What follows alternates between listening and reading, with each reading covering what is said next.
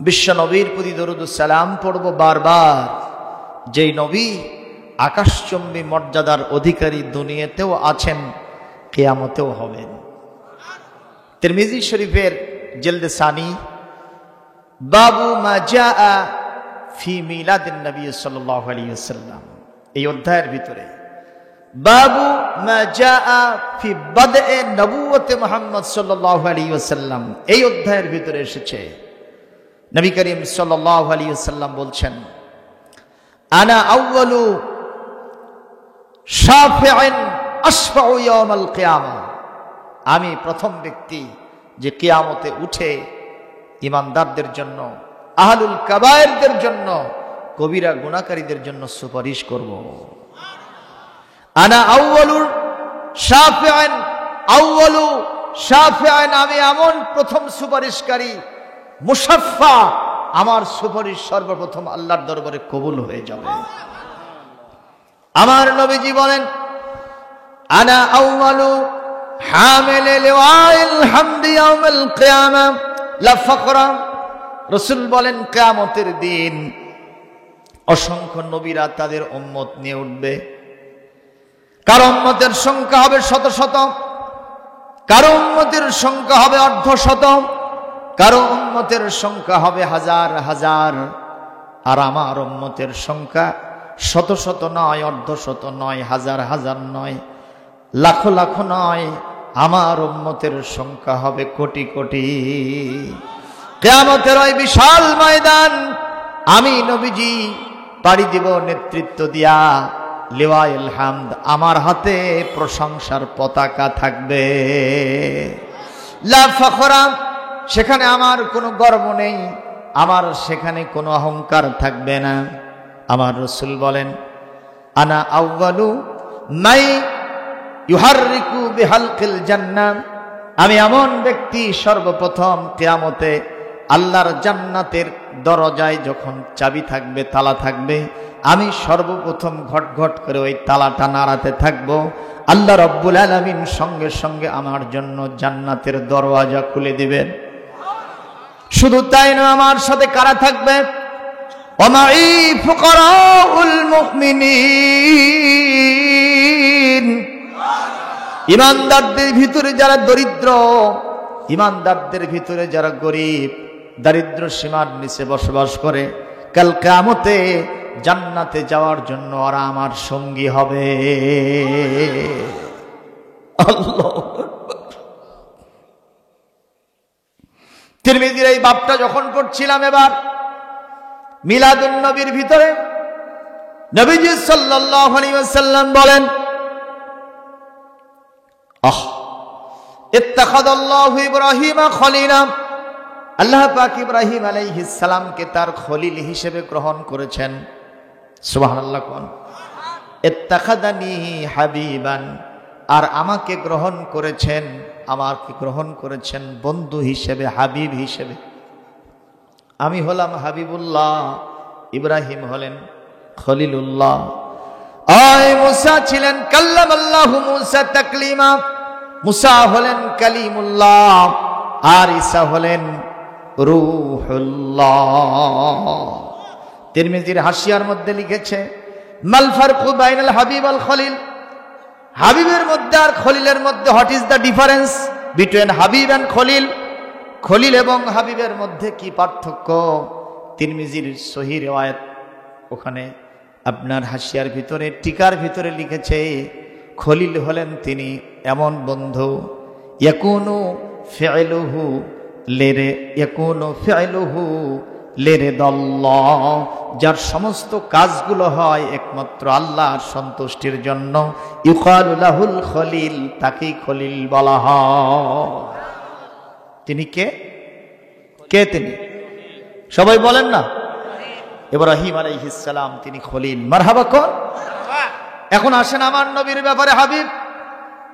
তিরমিজির হাসিয়াতে লিখছে, হাবিব হলো আল হাবিবুল্লাযী ইয়াকুনু ফি'লুল্লাহি লিরদাহু, হাবিব হলো তিনি এমন বন্ধুকে হাবিব বলা হয় যার সমস্ত কার্যক্রম, যে আল্লাহর সমস্ত কার্যক্রম ওই হাবিবের সন্তুষ্টির জন্য হয়। তাহলে ইব্রাহিম আলাইহিস সালামের কার্যক্রম আল্লাহর সন্তুষ্টির জন্য, আর আল্লাহর সমস্ত কার্যক্রম আমার নবীর সন্তুষ্টির জন্য। কত বড় মর্যাদা! আপনারা প্রশ্ন করবেন, হুজুর দলিল কি নাই? নিঃসন্দেহে দলিল আছে। এই মুহূর্তে দুইটা দলিল সেটিং দিচ্ছি। তিরমিজিতে মাসালতু মাসালান লেখা হয়েছে, রাসূল করিম সাল্লাল্লাহু আলাইহি ওয়াসাল্লাম যখন মদিনায় হিজরত করলেন, মক্কা থেকে যাওয়ার পরে মদিনায় যাওয়ার পরে কিবলা তখনও ছিল বাইতুল মুকাদ্দাস। কোথায় ছিল কিবলা? জোরে বলেন। যেটা সিরিয়া, জেরুজালেম, বাইতুল মুকাদ্দাস সেখানে রয়ে গেছে ফিলিস্তিনে। নবীজি ওই দিক দিয়ে নামাজ পড়েন, ইহুদি খ্রিস্টানরাও ওই দিক দিয়ে নামাজ পড়েন। বলেন তো, আমাদের ঘর আর হিন্দুদের ঘর যদি একই ঘর হয় তাহলে কি মানবে? কথা কম। কারণ ওরা কিছু সময় ওর মধ্যে মূর্তি রাখবে, মাতামাতি করবে, নারী পুরুষ সমন্বয়ে ডান্স দেবে। আমরা ওটা পরিষ্কার করে যদি আবার নামাজ পড়ি, বলেন তো আমাদের কোনো স্বকীয় আলাদা বৈশিষ্ট্য কি থাকলো? এজন্য নবীজির চিন্তা হলো, আমরা ইহুদি নয়, আমরা খ্রিস্টান নয়, আমরা মুসলমান। وَكَذَلِكَ جَعَلْنَاكُمْ أُمَّةً وَسَطًا لِتَكُونُوا شُهَدَاءَ عَلَى النَّاسِ وَيَكُونُ الرَّسُولُ عَلَيْكُمْ شَهِيدًا। তোমরা উম্মতে মুসলিমা, উম্মতে ওয়াসাতা, মধ্যবর্তী তোমরা জাতি। আগের জামানার দিকে, অতীতের জামানার সাক্ষী তোমরা, তোমাদের পরে পৃথিবীতে যারা আসবে তাদেরও সাক্ষী তোমরা। কাল কিয়ামতের সকল মানুষের উপরে তোমাদেরকে আমি সাক্ষী বানাইব। আর আমাদের প্রত্যেকের সুপ্রিম সাক্ষী হবেন আমার আপনার নবী মুহাম্মদুর রাসূলুল্লাহ। আল্লাহর কাছে আরজ করলেন, আল্লাহ একই কিবলা দুই গ্রুপের হয় না। এটা কিন্তু উনি মুখে বলেন নাই। মুখে কোথায় উদয় হয়েছে? অন্তরে উদয় হয়েছে। অন্তরের মালিককে আলিমুম বিজাতিস সুদূর, আল্লাহ জানেন। আল্লাহর নবী বারবার আকাশের দিকে মুখ উত্তোলন করতেছেন। আয়াত নাজিল হলো সূরাতুল বাকারা 144 নম্বর আয়াত। قد نرى تقلب وجهك في السماء। আপনি বারবার আকাশের দিকে তাকাচ্ছেন। নবী হে, আমি এটা দেখেছি, আমি অবশ্যই সেটা দেখেছি। قد نرى, আমি সেটা দেখতেছি। চিন্তা করুন, কাদ শব্দ যখন আসে নিশ্চয় সেটা অর্থ দেয়, তাহকিকের অর্থ দেয়, অবশ্য হয়, তার ভিতরে কোনো সন্দেহ নাই। আমি দেখতে পাচ্ছি আপনি আকাশের দিকে মুখ তুলতেছেন। নবী হে, ফালানুওয়াল্লিয়ান্নাকা কিবলাতান তারদাহা, আমি অচিরেই আপনাকে এমন একটা কিবলার দিকে ফিরায় দিব যেই কিবলাকে আপনি পছন্দ করে। দলিল পাওয়া গেল না? আল্লাহর সমস্ত কাজ নবীর সন্তুষ্টির জন্য। সুবহানাল্লাহ জোরে কও। তাহলে কিবলা পরিবর্তন করলেন কার সন্তুষ্টির জন্য? বোঝেন নাই? আপনারা বোঝেন নাই? নবীর সন্তুষ্টির জন্য। সুবহানাল্লাহ জোরে কও।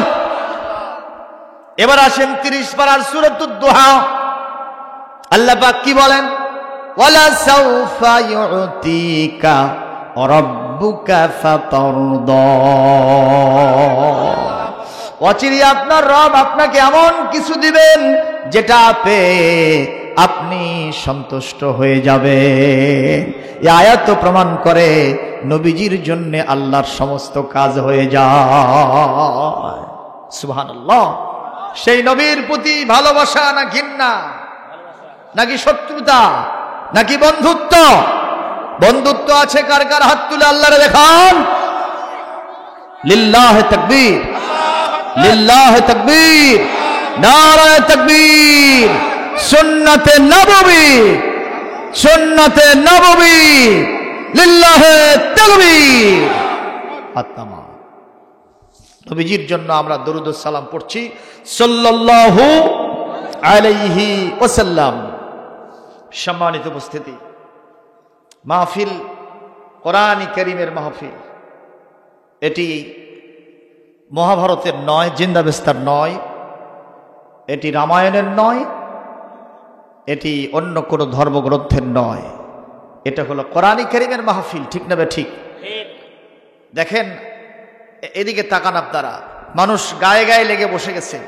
এই চান্দা যদি আরেকটা দেওয়া হতো, কোনো লস ছিল নাকি? হয়তো আরো 500 টাকা বেশি লাগতো, কিন্তু লোকেরা আরামসে বসে আরো কথা শুনতে পারতো। এই লোকেরা আসতেইছে। আপনারা কি মনে করেন এই লোকগুলো ওই ব্রিগেড মাছ দিয়া তৈরি পোলা খাওয়ার জন্য আসতেছে? কথা কন না কেন? এরকম পোলা প্রত্যেকের বাড়িতে প্রত্যেক দিন সকালবেলা হয়েই থাকে। ঠিক না ঠিক? বিশ্বাস করুন, কত কোরআন হাতে রেখে বলছি, কোরআনের মাহফিলে জনতার ভিড় এটা পোলা খাওয়ার জন্য নয়, মিষ্টি খাওয়া কদু খাওয়ার জন্য নয়, তাওয়ারকের জন্য নয়, রিক্সা ভাড়া ভ্যান ভাড়া দেওয়া হবে সেজন্য নয়, কেবলমাত্র শুধুমাত্র কোরআন কারীমের এই মধু মক্ষিকা থেকে মধু সংগ্রহ করাই হলো তাদের উদ্দেশ্য।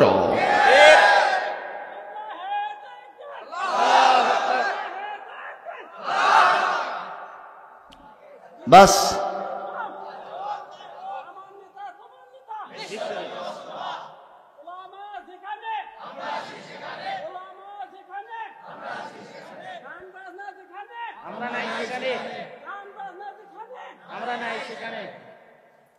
অনেকদিন পর শুরু করছে তো জড়তা হয়েছে মুখে, তবে ঘুষি মারা যাবে না বাবা, এইরকম হবে অথবা এইরকম, হ্যাঁ ইনশাআল্লাহ। নজরুল ইসলাম একজন আছে তো 22,000, লোকেরা অনেকে কয় 23,000। যাই হোক, খুব ভালো মানুষ, আমাদের মুরব্বী। কোরআনের আকর্ষণ আছে এলাকার মানুষের। কোরআন কারীম শুনতে আসার জন্য কিছু আদব আছে, বলবো সেটা। 1 নম্বর, কানটা খোলা রাখতে হবে, চোখটা খোলা রাখতে হবে, দিলের কানটাও খোলা রাখতে হবে, মুখটাও খোলা থাকবে। তাই বলে বক্তার চেয়ে বেশি না। বক্তা যখন হা হো করতে বলবে তখন বলতে হবে, কারণ এটা একটা ছোট মোটো ক্লাস। ঠিক না ঠিক? আমরা তো ক্লাসে টিচিং দেই, দার্স দেই। ছেলেরা কথা না বললে, মেয়েরা কথা না বললে আমরা বুঝি যে ওরা পড়াটা বুঝতে পারে নাই। ঠিক না ঠিক? আপনারা যদি বোঝেন তাহলে আমার কথা একটু সায় দিতে হবে। রাজি আছি ইনশাআল্লাহ? আচ্ছা, আপনারা বলেন তো, জান্নাতে যেতে চান না জাহান্নামে যেতে চান? সবাই সবাই? কেউ তো জাহান্নামে যেতে চান না, কারণ জান্নাত হলো আমাদের জন্য সবচাইতে কাঙ্ক্ষিত, বাঞ্ছিত, আকাঙ্ক্ষিত একটা জায়গা, যেখানে নাজ নিয়ামত দিয়ে আল্লাহ পাক ভরে ফেলেছেন। তা আবার দুনিয়ার নাজ নিয়ামতের চাইতে ওইটার স্থায়িত্ব বেশি। একবার যখন পাইবেন, কোনোদিন আপনার থেকে ওটা বিচ্ছিন্ন হবে না, ইনকিতা হবে না, চিরদিন থাকবে। সুবহানাল্লাহ। মনে করবেন যে একই বিবি যদি চিরদিন থাকে তো ওটাকে তো ভোগ করে মজা নাই হুজুর।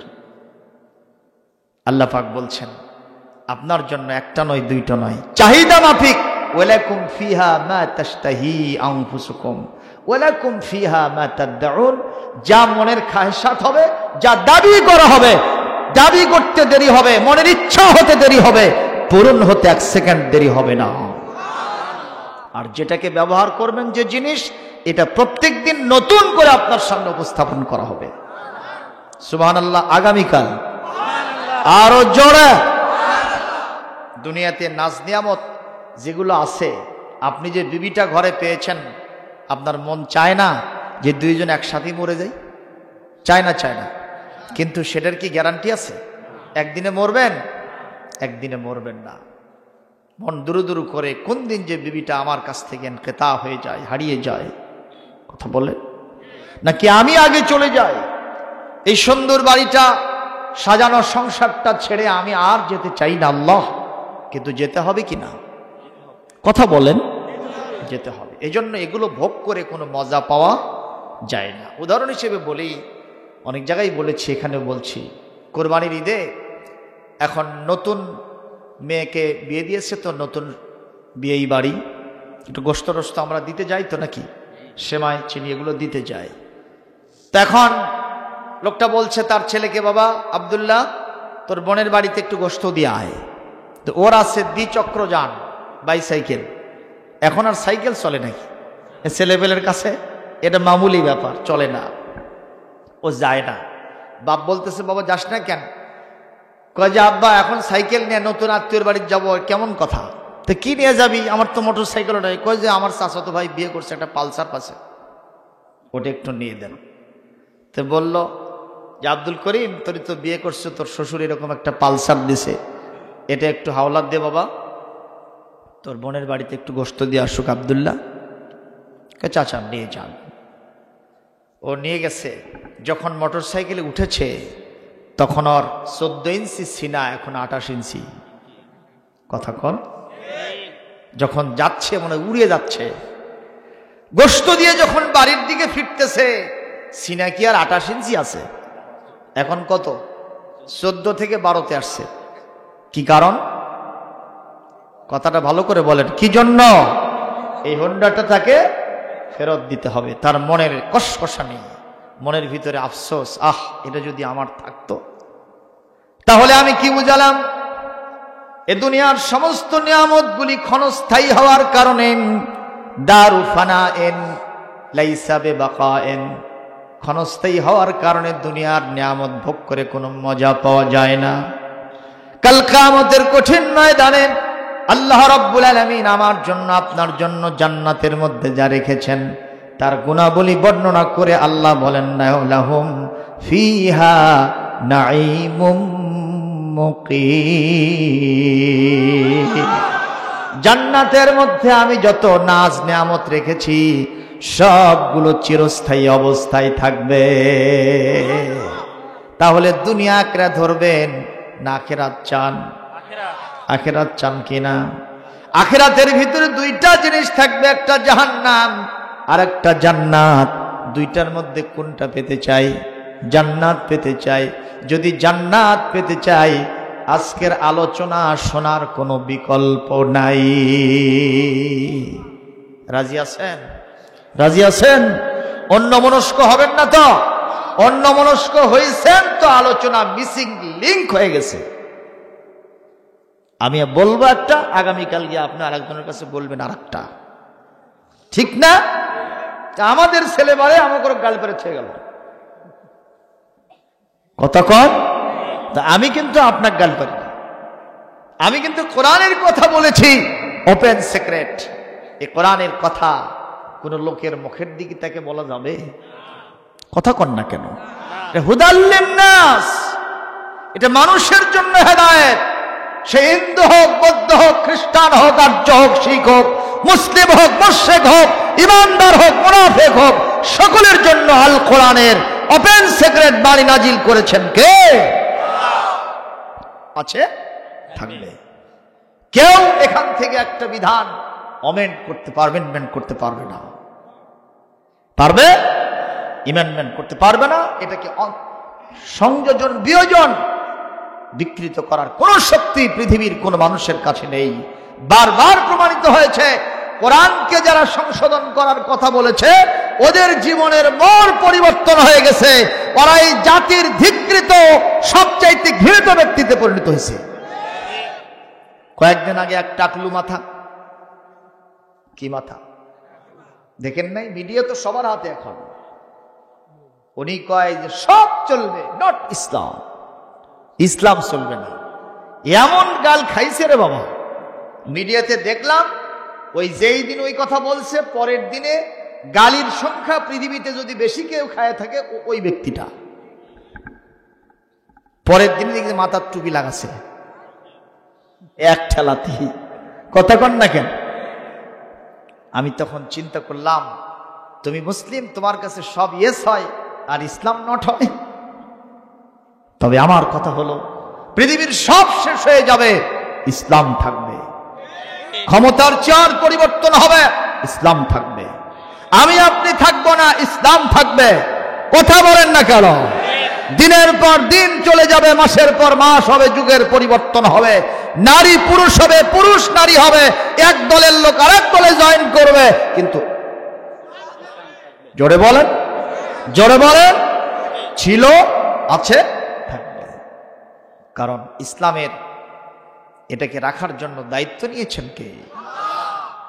এবং বিজয় হজ্জের ময়দানে নবীজি সাল্লাল্লাহু আলাইহি সাল্লামের সামনে লক্ষাধিক সাহাবী, কিতাবে লিখছে 1,24,000-এর উপরে, তার মানে 100 লক্ষ সাহাবীদের সামনে বিশ্বনবী তার ভাষণ দিতেছিলেন। মাইক ছিল না, অ্যাম্প্লিফায়ার, স্বরবর্ধক যন্ত্র, মাইক, সাউন্ড বক্স বলেন, এসিডিসি এবং রেকর্ডার, প্রিন্ট এবং ইলেকট্রনিক মিডিয়া কিছুই ছিল না। কিন্তু নবীর সামনে যখন লক্ষাধিক 100 লক্ষ সাহাবী, অন্তত 1 কিলোমিটার জুড়ে মানুষের উপস্থিতি ছিল কি ছিল না? আহারে, রিপোর্ট করছেন ঐতিহাসিকগণ, সাহাবীদের রিপোর্ট। সেই সময় নবী যেখানে বক্তব্য দিচ্ছেন, 1 কিলোমিটার দূরের লোক কেমনি শুনল? ইতিহাস লিখছে, যিনি 1 কিলোমিটার দূরে ছিলেন তিনি বলেছেন, মনে হচ্ছিল না আমি 1 কিলোমিটার দূরে আছি, নবীজি যেন আমার পাশেই কানে কানে ওয়াজ করতেছে। কে পৌঁছায় দিয়েছেন? আমার ভাইরা, সেই সময়ে আল্লাহর পক্ষ থেকে কোরআন কারীমের 4 নম্বর সূরা 5 নম্বর পারা না 5 নম্বর সূরা 6 নম্বর পারা সূরাতুল মায়েদা 3 নম্বর আয়াত বিশ্ববাসীর জন্য নাজিল হয়ে গেল। আল-ইয়াওমা আকমালতু লাকুম দীনাকুম ওয়া আতমামতু আলাইকুম নি'মাতি ওয়া রাদিতু লাকুমুল ইসলাম দীনা। আল্লাহ রাব্বুল আলামিন বলেন, আজকের দিনে আকমালতু লাকুম দীনাকুম, তোমাদের জীবন ব্যবস্থাকে আমি পরিপূর্ণ করে দিলাম। ওয়া আতমামতু আলাইকুম নি'মাতি, আমার নিয়ামত পরিপূর্ণ করে দিলাম। ওয়া রাদিতু লাকুমুল ইসলাম দীনা, তোমরা যারা ঈমানদার, তোমরা যারা মুসলমান, তোমরা যারা মানুষ, তোমাদের প্রত্যেকের জন্য ইসলাম জীবন ব্যবস্থা হিসেবে আমি আল্লাহ পছন্দ করলাম। আল্লাহর কাছে যেটা পছন্দ, ঈমানদারদের কাছে সেটা কি অপছন্দ হতে পারে? তাহলে আমাদের ধর্মের নাম কি? জীবন ব্যবস্থার নাম কি? Complete and balance code of লাইফের নাম কি? যাদের ধর্ম ইসলাম, যাদের জীবন ব্যবস্থা ইসলাম, ব্যক্তি, পরিবার, সমাজ, রাষ্ট্রের সাথে জড়িয়ে আছে, জড়িয়ে থাকা প্রয়োজন বলে মনে করেন, দুহাত তুলে আল্লাহকে এই মুহূর্তে সাক্ষী দিয়ে দেয়া। লিল্লাহে তাকবীর, লিল্লাহে তাকবীর। আল্লাহ পাক কবুল করুন, জোরে বলি আমিন। সম্মানীয় উপস্থিতি, কোরআন কারীমের কথা, ইসলামের কথা বোঝার জন্য মনোনিবেশ, অ্যাটেনটিভলি মনোযোগ দেওয়া, শুধুমাত্র ফাসমা নয়, ফাসমাউ নয়, ফাস্তামিউ, মানে অ্যাটেনটিভলি মনোযোগ দিয়া তোমার যত শক্তি আছে সব শক্তি লাগায়া আমার কোরআনটা শোনো। বলি আমিন। আরো জোরে বলেন। নচেত বুঝতে সমস্যা হতে পারে, আর বুঝতে সমস্যা হলে কায়দা হয় না, বেকায়দা হয়। কি কায়দা? 2 জন যাত্রী ট্রেনের সিটে বসছে। কয়জন? একটা স্যার, একটা ম্যাডাম। এখন চেকার সাহেব এসে বলতেছে ম্যাডামকে, madam give me your ticket, I will check your ticket. একটু টিকিটটা দেন, চেক করব। ম্যাডাম বলতেছে আমারটা মাসিক। কি বলছে? যেই বলছে মাসিক, এখন চেকার সাহেব হোকামক সোকা খেয়ে ব্যাগ গিয়ার মারছে, আর টিকিট দেখে নেয়। তো পাশে স্যার বসেছিল যেটা, ও চিন্তা করছে, বাবা আমি তো সিটার মার্কা মানুষ, কোনোদিন টিকিট কাটি না, ফাঁক ফকর দিয়ে পার হয়ে যায়। এরকম সিটার আছে না কিছু কিছু, এরা সব জায়গায় সিটিং করে পার হয়ে আসে, কিন্তু যেদিন ধরা খায় একেবারে জন্মের মরা মরে। ঠিক না বে ঠিক? কিছু দূর যাওয়ার পরে এখন ওনার কাছে আসছে আবার চেকার সাহেব, বলছে sir give me your ticket, I will check your ticket. টিকিটটা দেন, একটু চেক করবো। আমারটা 1 শিরা। কয় শিরা? এ কথা বলাও সারা, চেকার সাহেব বড় বড় চোখ বার করাও সারা। এমনি আর টিকিটের সাথে 100-200 সম্পর্ক কি? কয় যে ভাই টেডির জামানা, মেয়ে মানুষ বলল আমারটা মাসিক, আর এইটা বলার সাথে সাথে আপনি হকা মক্সকা খেয়ে পার হয়ে চলে গেলেন, টিকিট আর দেখা লাগলো না। ওরকম একটা অসুখ যে আমারও আছে তাই বলছি, জন্য আমার ব্যাখ্যা দেওয়া লাগবে। আরে মেয়ে আপনি কি বুঝেছেন? ওই মহিলা মাসিক অসুখের কথা বলো। কাজে আপনি বুঝতে ভুল করছেন। কি সেটা? ওই মহিলা প্রত্যেকদিন যাতায়াত করে, এই জন্য 1 মাসের অগ্রিম টিকিট কাটছে, এই জন্য কইছে মাসিক। আপনি ভুল বুঝেছেন, গোপন রোগটা ফাঁস হয়ে গেছে। তাহলে কায়দা হলো না বেকায়দা হলো? সুতরাং আলেম ওলামার কথা না বুঝে না শুনে মাঝখান দিয়ে কেটে কুটে দিয়া আরেকটা অন্য জায়গায় সেটিং দিয়া দেখা যাবে যে অন্যর সামনে উপস্থাপন করবে মিডিয়ার যোগ, এক পর্যায়ে গিয়ে আলেম সাহেব বেকায়দা পড়ে যাবে। কথা বলেন? এই জাতির কিছু কিছু মানুষ তো এরকম আছে, উনিও মুসলিম আমিও মুসলিম, ওর চিন্তা থাকে হুজুরের কথা বাঁকা দিকে কেমনে নেওয়া যায়। এই সমস্ত কিছু লোক বাঁকা শ্রেণীর আছে না নাই? তারাই মঞ্চে উঠে হুজুরের মাইক কেড়ে নেয়। দেখা যায় না? মনে হচ্ছে ওর নবাবজাদা রসুলুল্লাহ খান আসছে, কিন্তু ওরে ওখানে বসালে কি একটা কথা বের হবে না, কাঁদতে কাঁদতে পড়ে যাবে। আপনারা কি এই শ্রেণীর কিছু শ্রোতা আছেন? কি আবার তো না বুঝের কাম হলো। যাই হোক, আমরা কেউ ওই শ্রেণীর শ্রোতা হতে রাজি নাই। আমরা সকলে সাদা মন নিয়ে কোরআন থেকে কথা শুনবো, কারণ আমি জানি আপনারা সকলে আমাকে মহব্বত করেন। ঠিক না বা ঠিক? আল হুব্বু ফিল্লাহ। আমি আপনাদের অনেকের মায়ের পেটের ভাই না, আপনার আপন নাতি না, আমি আপনার আপন ভাগ্নে না, আপন ভাস্তা না, আপন ভাই না, কিন্তু আল হুব্বু ফিল্লাহ। আমি জানি কোহাইল ইউনিয়নের মানুষ আল্লাহর জন্য আমাকে ভালোবাসে। এর প্রমাণ আমি পাই তো। এখনো ফোন দেয়, হুজুর কোথায় আছে? আলহামদুলিল্লাহ। বাংলাদেশে এমন একটা বক্তা খুঁজে পাওয়া যাবে না ইউনিয়নের প্রত্যেকটা গ্রামে এসে ওয়াজ করে আবার প্রধান বক্তা হয়, কিন্তু আপনারা আমাকে করেন। ওই যে রসুল যে বলেছেন লা ফাখরা, এখানে আমার কোনো গর্ব নেই, যা গর্ব তা কার, আল্লাহর। আমি কেউ না। আমি আল্লাহর কাছে দোয়া করি, আল্লাহুম্মা লা তুআখিযনি বিমা ইয়াকুলুন। লোকেরা আমার সম্পর্কে যে কথাগুলি প্রশংসামূলক বলে, এ কারণে আল্লাহ কাল কিয়ামতে তুমি আমাকে ধরে ফেলো না, গ্রেফতার করো না। অগফিরলি মা লা ইয়ালামুন, আমার যে যোগ্যতা অভিজ্ঞতা তাকওয়ার খেলাফ আছে, ত্রুটি আছে, আমালিয়াতের ঘাটতি আছে, এ কারণে তুমি আমারে মাফ করে দিও। বলি আল্লাহুম্মা আমিন। কোন কালক্ষেপণ নয়। কোরআন কারীমের যে অংশ থেকে তেলাওয়াত করেছি, কোরআন কারীমের সূরাতুল আনফাল 8 নম্বর সূরা, 8 নম্বর পারা 9 নম্বর পারা, এই সূরার ভিতরেই আছে। শুরু থেকে 2 নম্বর আয়াত থেকে 2 এবং 3 নম্বর আয়াত তেলাওয়াত করেছি। আল্লাহ পাক বলছেন, জান্নাতে যারা যাবে, রিজকে কারীম, সম্মানিত রিজিক জান্নাতের মধ্যে যারা খাবে আর পাবে, এদের 5টা কোয়ালিটি লাগবে ফার্স্ট ক্লাস ইমানদার হওয়ার জন্য। আর ফার্স্ট ক্লাস ইমানদারদের জন্য জান্নাতের ওই চিরস্থায়ী নিয়ামতটা আমি আল্লাহ তৈরি করে রেখেছি। কয়টা গুণ? আরো জোরে, জোর হলো না? একটু হাতটা দেখালে আল্লাহ খুশি হয়ে যাবেন। কয়টা? আরো জোরে কয়টা? জোর হলো না? সবাই বলেন। ওরে বাবা, এবার থামেন, একটু মিছিল করলাম, এই তো আসিতেছে বিপুল সমারোহে, খালি মার্কাটা বের হলেই হয়। কথা কম ঠিক ঠিক? আমার ভাইরা, আল্লাহ রাব্বুল আলামিন বলেন, ইন্নামাল মুমিনুন,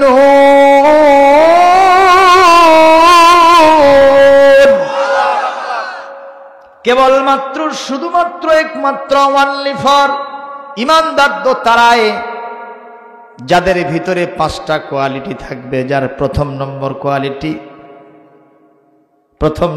কোয়ালিটি ইযা যুকিরাত ওয়াজিলাত কুলুবুহুম, ইযা যুকিরাল্লাহু ওয়াজিলাত কুলুবুহুম, যখন আল্লাহর নাম তাদের সামনে উচ্চারণ করা হয় তাদের অন্তরাত্মা প্রকম্পিত হয়। অন্তরাত্মা কি হয়?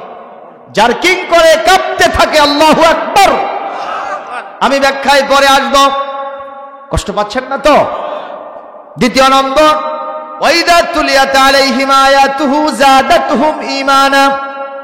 কোরআন কারীমের তেলাওয়াত, আলোচনা, তাফসীর, বায়ান যখন তাদের সামনে করা হয়, এটা শুনতে দেরি হয়, ঈমানটা বেড়ে যেতে দেরি হয় না। যখন আসে তখন বেনামাজি থাকে, যখন বিদায় হয় তখন নামাজ পড়ার নিয়ত নিয়ে বের হয়। বলেন মারহাবা। যখন আসে তখন মনে করে এর থেকে গান বাজনা কনসার্ট ভালো ছিল, এর থেকে নাটক সিনেমা, মমতাজ ম্যাডাম পরিমণির ওই ড্যান্সিংটা জন্মদিনের ওটাই ভালো ছিল, লুঙ্গি ড্যান্স কথা কথা। কিন্তু যখন এইটা শোনে, যখন বিদায় হয় তখন মনে করে ঝাঁটা মেরে জীবন থেকে ওই শয়তানি আড্ডাগুলো বিদায় দিয়ে দিব। কোরআনের মাহফিলে বছর যত কানে আসবে একটাও বাদ দিব না। শুধু তাই নয় যে কোরআন এত সুন্দর শুনতে, এ কোরআন মানলে জানি কত মজা হবে। এ কোরআন দ্বারা ব্যক্তি, পরিবার, সমাজ এবং রাষ্ট্র গড়লে না জানি কত সুন্দর শান্তির নীড় প্রতিষ্ঠা হবে। এরকম চিন্তা ভাবনা তার ভেতরে দানা বেঁধে ওঠে। সিদ্ধান্ত নেয় কোরআন প্রতিষ্ঠার জন্য আমি টাকা দিব, পয়সা দিব, আমি সময় দিব, শ্রম দিব, এমনকি জানটা দিতেও পরোয়া করব না। যাদাতুহুম ঈমান, ঈমান তার বেড়ে যায়। মারহাবা, আল্লাহু আকবার। এরপরে তৃতীয় নম্বর, আলা রাব্বিহিম ইয়াতাওয়াক্কালুন। জীবনের টপ টু বটম, মিনাল মাহদি ইলাল লাহাদ, জীবনের শুরু থেকে শেষ পর্যন্ত সবগুলো কাজ কারবার ডিপেন্ডেন্ট হয়ে যায়, সে নির্ভরশীল হয়ে যায় একমাত্র কার উপরে? আরো জোরে কন, সবাই বলেন, জোরছে বলেন, আরো জোরে। আল্লাহর উপরে তাওয়াক্কুল করবে। চতুর্থ নম্বর, তাদের নামাজ পড়ার কোনো দরকার নাই, আছে না নাই? আল্লাহ বলেন আল্লাযীনা ইউকিমুনাস সালাত। চতুর্থ নম্বর, এরা নামাজ প্রতিষ্ঠিত করবে। পঞ্চম নম্বর, আমিম্মা রাযাকনাহুম ইউনফিকুন। আল্লাহ তাদেরকে যা রিজিক দিয়েছেন, আমি আল্লাহ যা রিজিক দিয়েছি এখান থেকে আমার রাস্তায় তারা খরচ করে। আল্লাহ ঘোষণা দেন, সার্টিফিকেট দেন, উলাইকা হুমুল মুমিনুনা হাক্কান। এরা হলো প্রকৃত ইমানদার, এটা হলো খাঁটি ইমানদার, এরা হলো হাকিকি ইমানদার। আওয়াজ দিয়ে বলেন, সার্টিফিকেট কি গোহাইল ইউনিয়নের চেয়ারম্যান দিলেন? এই আসনের এমপি সাহেব দিলেন? বাংলাদেশের প্রাইম মিনিস্টার দিলেন? প্রেসিডেন্ট দিলেন? গোটা বিশ্বের যিনি মরল তিনি দিলেন। যিনি দিয়েছেন আমার নবীও দেন নাই। যিনি জান্নাতের মালিক, আমাদের জন্য জান্নাত প্রস্তুত করেছেন, সেই মহান মনিব তিনি কে? আল্লাহ সার্টিফিকেট দিলেন। এরাই হলো হাকিকি প্রকৃত খাঁটি ইমানদার। চিৎকার দিয়ে বলেন মারহাবা। তাহলে এই পাঁচটা কোয়ালিটি আমাদের ভিতরে লালন করার প্রয়োজন আছে না নাই? ইদা যুকিরাল্লাহু ওয়াজিলাত কুলুবুহুম। এই আয়াতের তাফসীরে যতগুলো তাফসীর আমি ঘেটে ঘুটে দেখলাম, এর মানে শুধু আল্লাহ আল্লাহ জিকির করা নয়। জিকির মানে আমাদের দেশে কি বোঝায়? কিছু লোক এক জায়গায় হয়ে বসে আল্লাহ রসুল কি বলে, আল্লাহ কালেমায়ে তাইয়্যিবা, তারপরে কালেমায়ে শাহাদাত, এরপরে সুবহানাল্লাহ, আলহামদুলিল্লাহ, আল্লাহু আকবার, লা ইলাহা ইল্লাল্লাহ, আল্লাহু আল্লাহু। ঠিক না ঠিক? কথা বলে না? এর মানে আমাদের দেশের জিকির না? এটা জিকির। কিন্তু জিকির এখানে ইদা যুকিরাল্লাহু ওয়াজিলাত কুলুবুহুমের মানে আমি তাফসীর গ্রন্থগুলো ঘেটে যেটা দেখলাম সেটা কিছুক্ষণ পরে বলতেছি। তার আগে বলতেছি, আমাদের দেশে এই আয়াতের ব্যাখ্যাটাকে অবব্যাখ্যা বানায়া কেউ কেউ লাফায়া লাফায়া জিকির করিতেছে। আছে কি? এই দেশে আছে তো? কিভাবে জিকির করে তারা? জিকির করতে করতে একেবারে জাকির উঠছে গাছে, লুঙ্গি নামছে নিচে। আছে না নাই? আবার খুঁটিতে ওঠে লাফায়া। চিন্তা করবেন, খুঁটিতে কেন উঠলো? জজবার ঠেলায় উঠছে। কেরে দুইটা খুঁটি আছে, একটাতে তার জড়ায় আছে আর একটাতে নাই। যাতে মাতাল হলে তালে ঠিক আছে, যেটাতে তার আছে সেটাতে ওঠে না, যেটাতে তার নাই ওটাতে ওঠে। কথা কন না কেন? আবার এটার আবার ব্যাখ্যা কিছু কিছু হুজুররা এরকম দিচ্ছেন যে আপনারা যখন ফুটবল খেলেন আর কেউ যখন দর্শক শ্রোতা হিসেবে দেখেন, তখন আনন্দের ঠেলায়, আতিশয্যের ঠেলায়, বিজয়ের আনন্দ উল্লাসে লঙ্গি খুলেও মাথাত বাঁধে। আচ্ছা, এটার সাথে ওইটার উদাহরণ হলো? আপনারা কম। ওরা বলতেছে জিকির করতে করতে এত তালি উঠে যায় যে কোথায় লঙ্গি আছে ওটার কোনো খবর নাই। এগুলো জাকের না, এগুলো ফাকের। ঠিক না বে ঠিক? জিকির নয়, ফিকের মালের দান্দা। কথা বলেন ঠিক কিনা? এসব জিকির আমার নবীজির সাহাবীরা করেছেন। পৃথিবীতে জাকিরিন যদি কেউ থেকে থাকেন সাহাবীদের চাইতে বেশি হবে। কথা বলেন না কেন? ঢাকা মহানগরীতে একজন পাগলা বাবা বসে আছে, তার আপাত মস্তক ল্যাংটা। কি কিছু অ্যালাইড পার্সন মানুষ, অনেক পজিশনের মানুষ বড় বড় চেয়ারে বসে থাকে, কলমের খোঁচা দিলে রাত দিন উল্টা পাল্টা হয়ে যেতে পারে। এরকম কিছু মানুষ দেখা যায় ওই ল্যাংটা বাবার কাছে গিয়ে এরকম প্রণাম করে। কথা বলেন? দেশের বাইরে গেলেও করে, আমরা মিডিয়াতে দেখতে পাই এরকম এরকম করে। জিজ্ঞেস করা হলো এখানে এরকম করতেছেন কেন? বলে বাবার মধ্যে কিছু আছে। আর একজন পাশে থেকে বলে যা আছে তার তো বের হয়েই আছে। চিৎকার দিয়ে বলেন নাউযুবিল্লাহ। আমার বগুড়ার এক কবি কি সুন্দর করে বলবো, ও বাবা ল্যাংটা বাবা, ও বাবা পাগলা বাবা, ও বাবা শট বাবা, জট বাবা, পট বাবা, কলকে বাবা, কবরেতে বাঁচাবে তোর কোন বাবা? মাথায় আছে চুলের জট, গায়ে আছে সালার শট। কতক্ষণ? মাথায় আছে চুলের জট, গায়ে আছে সালার শট, হাতে আছে মদের পট, আবার গাজার কলকা হাতে নিয়া জিকির করে হু খাজা, হু খাজা, হু খাজা। ও বাবা পাগলা বাবা, ও বাবা ল্যাংটা বাবা, ও বাবা শট বাবা, জট বাবা, পট বাবা, হাসরেতে বাঁচাবে তোর কোন বাবা? এ যুবক কথা কস না কেন? এইসব ভণ্ডামি চলতে দেওয়া যায় না। যেখানে কোরআনের মুফাসসিররা বাংলাদেশে চষে বেড়ায়, হাজার হাজার মাহফিল হয় বাংলাদেশে, একটা সেজনে 1 কোটির মতো মাহফিল হয়, সেই দেশে ভণ্ডদের আস্তানা সহ্য করা যায় না। জিকিরের নামে অপব্যাখ্যা। সেদিন একজন বলতেছে মিডিয়াতে, আমাদের বাবাজির কদম মোবারকে আসলে জীবনে না হয় ইবাদতের পরিমাণ কম আছে, নামাজ নাই, রোজা নাই, তাতে কি আছে? বাবার কদমটা যদি চুমতে পারো তোমার গুনাহ সব চুমে যাবে। এগুলো জিকির নয়। যদি আল্লাহর নামটাও ঠিক মতো বলতো তাও হতো। কীর্তন কথা কয় না, এরকম না। আহা, আবার কে কে বলে আব্বা আব্বা আব্বা, আব্বা আল্লাহ, আব্বা আল্লাহ, আব্বা আল্লাহ, আছে না নাই? এগুলো যিকির আল্লাহর মানে নয়। ইযা যুকিরাল্লাহু ওয়াজিলাত কুলুবুহুম, তাফসীর মাআরিফুল কোরআন, জালালাইন শরীফ, মাযহারি শরীফ, ইবনে কাসির সহ প্রামাণ্য তাফসীর গ্রন্থের ভিতরে ইযা যুকিরাল্লাহর মানে হলো, শুনবেন না? শুনবেন না? আল্লাহর বিধান যখন স্মরণ করে দেওয়া হয় এ মানুষের অন্তরাত্মা কেঁপে ওঠে। যখন আল্লাহ ওখানে উপস্থিত আছেন এটা যখন তার ব্রেনের মধ্যে ধরা পড়ে, অন্তরের চক্ষু দিয়ে যখন আল্লাহর উপস্থিতিকে টের পায়, ওয়াজিলাত কুলুবুহুম, তার অন্তরাত্মা কেঁপে ওঠে। একটা সেকেন্ড ওই খারাপ কাজের সাথে থাকে না, ওখান থেকে দৌড়ে আল্লাহর রাস্তার দিকে ফিরে যায়। একটু কি মাসাল তু মাসালান, একটা ছোট্ট ঘটনা বলবো, কষ্ট হবে না তো ভাইজান? ঘটনা ইনশিওর করছি আপনাদের। আর মাত্র 45 মিনিট বলবো, 12টায় শেষ করে আল্লাহুম্মা আমিন দেব, কষ্ট হবে। ধান কাটা শুরু হয়েছে নাকি? শুরু হয়েছে? এই যে আমার আইন ভাই বলতেছে ধান কাটা শুরু হয়ে গেছে, অবশ্যই কষ্ট হবে আপনাদের। একটা মাত্র ঘটনা বলবো। আল্লাহর নবীর একজন বিশিষ্ট সাহাবী রাদিয়াল্লাহু তাআলা আনহু, যার নাম হযরতে সুলাইমান ইবনে ইয়াসার রাদিয়াল্লাহু তাআলা আনহু। আল্লাহর নবীর সাহাবীদের চেহারা ভালো না কালো? একটু জোরে বলবেন। আমরা কত কসমেটিক্স মাখায়, কথা কন।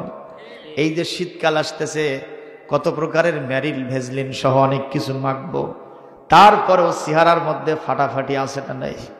কথা কয় না। কিন্তু সাহাবীদের সময়ে ভেজলিন ছিল না, মেরিল ছিল না, ওখানে কোনো কসমেটিক্স ছিল না, ছিল নাকি? কিন্তু সাহাবীর চেহারাটা যদি কালো হয়, তার ভিতর দিয়ে নূর বের করে দিতেন কে? কেন দিতেন? কোরআনে কারীম সূরাতুল ফাতহ 26 নম্বর পারা শেষ আয়াতের ভিতরে আল্লাহ পাক বলেন, সীমাহুম ফি ওয়ুজুহিহিম মিন আসারিস সুজুদ।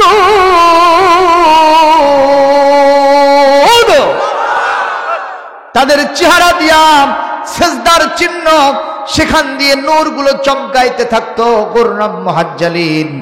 আহারে, কাল কিয়ামতের কঠিন ময়দানে কোটি কোটি মানুষ থাকবে, ঠিক না বেঠিক? আম্মা জান আয়েশা বললেন, হুজুর কিয়ামতের দৃশ্য একটু আপনি আমাদের সামনে বর্ণনা করুন। আম্মা জান আয়েশা বললেন, রাসূল বললেন, আয়েশা রে, কাল কিয়ামতের কঠিন ময়দানে কোটি কোটি মানুষ থাকবে, যখন কবর থেকে উঠবে কারো পরনে কোনো কাপড় চোপড় থাকবে না। আল্লাহু আকবার কর। ওই কিয়ামতের কঠিন ময়দানে মা কুনতু বিদআম মিনার রাসূল ওয়া মা আদরি মা ইউফআলু বি ওয়ালা বিকুম ইন আত্তাবিউ ইল্লা মা উহিয়া ইলাইহি ওয়া মা আনা ইল্লা নাযীরুম মুবিন। কোরআনে কারীমের সূরাতুল আহকাফ 9 নম্বর আয়াত আল্লাহ পাক বলছেন, নবী, আল্লাহ পাক নবীজিকে বলে দিয়েছেন, নবী আপনি বলেন, কুল মা কুনতু বিদআম মিনার রাসূল, আমি কোন নতুন রাসূল নই, আমার পূর্বে অনেক রাসূল এসেছিল, আমি জানি না, মা ইউদরি মা ইউফআলু বি ওয়ালা বিকুম, আমি জানি না আমার সাথে কিয়ামতে আল্লাহ কেমন ব্যবহার করবেন, আর আমি এও জানি না তোমাদের সাথে আল্লাহ পাক কেমন ব্যবহার করবেন। আল্লাহু আকবার কর। ওয়া মা আনা ইল্লা নাদিরুন মুমিন, আমি কেবলমাত্র একমাত্র মানুষকে ভীতি প্রদর্শন স্পষ্টভাবে করার জন্য দুনিয়ায় নাজিল হয়েছি। সুবহানাল্লাহ জোরে কোন। মুসলমান, এই কথা শোনার পরে আম্মা জান আয়েশা সিদ্দিকা রাদিয়াল্লাহু তাআলা আনহা সহ আহলে বায়তদের অনেকেই প্রশ্ন করলেন, হুজুর তাহলে কিয়ামতে আমাদের অবস্থা কি হবে? আপনি যদি আমাদেরকে দেখতে না পান, চিনতে না পারেন, আমাদের অবস্থাটা কি হবে? ইমানদারদেরকে আপনি কেমনে চিনবেন, যেহেতু ওখানকার অবস্থা আপনার জানা নাই? নবীজি বললেন, আয়েশা সহ শুনে নাও, আহলে বায়তদের সদস্য যারা আছো শুনে নাও, এই দুনিয়াতে আমার নির্দেশনা সুন্নাত অনুযায়ী যারা 5 ওয়াক্ত নামাজ পড়তো, ওযু করত, ওই ওযুর জায়গাগুলো থেকে কাল কিয়ামতের নূর চমকাইতে থাকবে, ইমানের নূর। ওই ইমানের নূরের চমক দেখে দেখে আমি আমার উম্মতগুলোকে, আমার আহলে বায়তদেরকে বাছাই করে জান্নাতে নিয়ে নিব।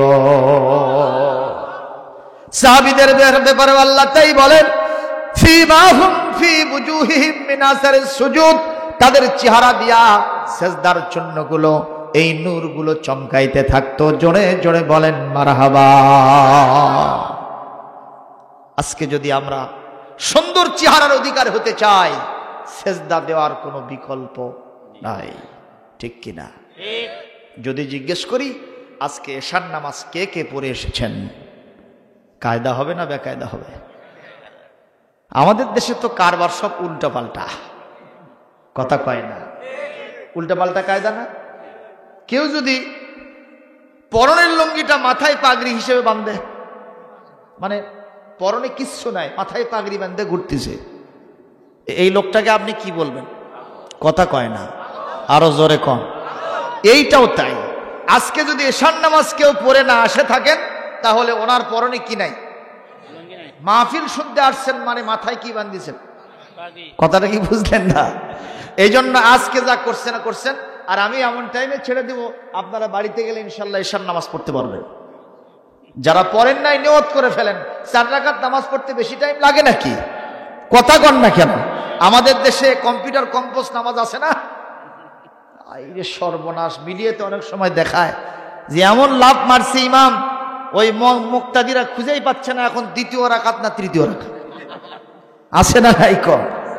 এরকম নামাজ পড়েন না, যা পড়বেন আখলাস দীনাকা ইয়াকফিকাল আমালুল কালিল।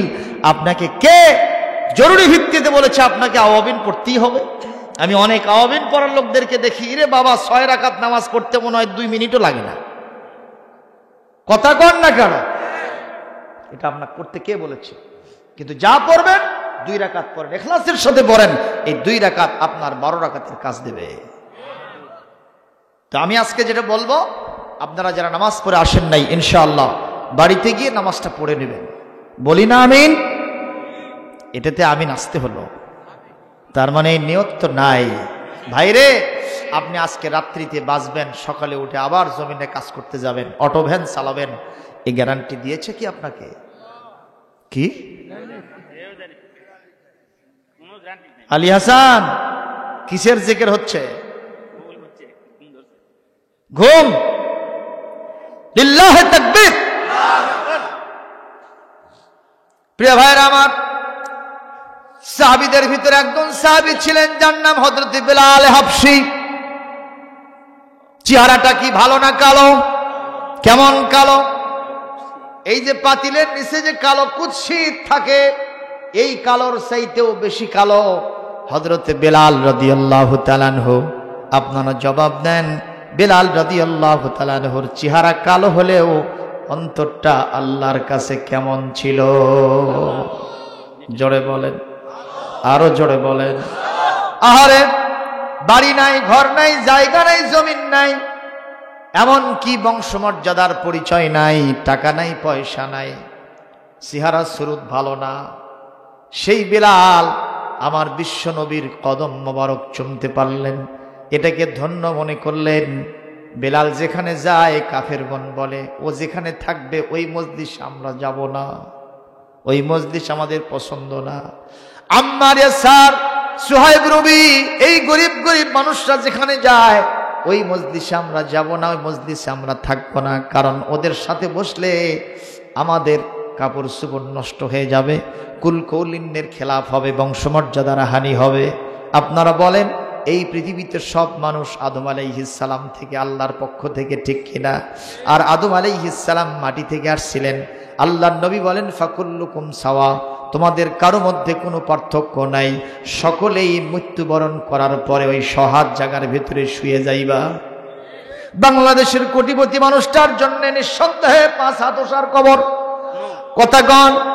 আর আপনাদের এলাকার একজন হারি সান্ডালের জন্য, বেন্না মানুষের জন্য, অটো ভ্যান চালকের জন্য, মুসির জন্য সহাতের কম। কথা বলেন না কেন? সবার জন্যে দানিয়ে গাড়ির মাহফিলও বলেছিলাম, গোরস্তান মসজিদে ইমামতি করার কারণে কবরের ব্যাপার স্যাপার আমার কাছে অনেকটা বেশি জানা। আহারে, আমি আমার মসজিদের মুসাল্লিদেরকে বলি, অন্য মসজিদের নামাজ পড়বেন, আন্তাবিল খিয়ার, এটা আপনার অ্যাজ ইউর লাইক, আপনার যেখানে ইচ্ছা সেখানে আপনি নামাজ পড়েন, কিন্তু গোরস্তান মসজিদে আসলে 2টা ফায়দা। একটা, নামাজের সওয়াব পাবেন, ওদিকে তাকালে মৃত্যুর কথা স্মরণ হয়ে যাবে।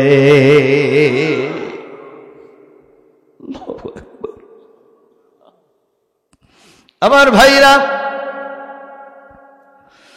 আমরা যখন কবরে চলে যাব অবস্থা কি চূড়ান্ত আকার ধারণ করবে? ইউসুফ আলাইহিস সালাম, জুলাইখা যখন তাকে আলিঙ্গন করতে চায়, ইউসুফ আলাইহিস সালাম তাকে চান্স দেন না। নারীর যত সৌন্দর্য ছিল সব ইউসুফের সামনে দেখাইছে কে? জোরে কোন?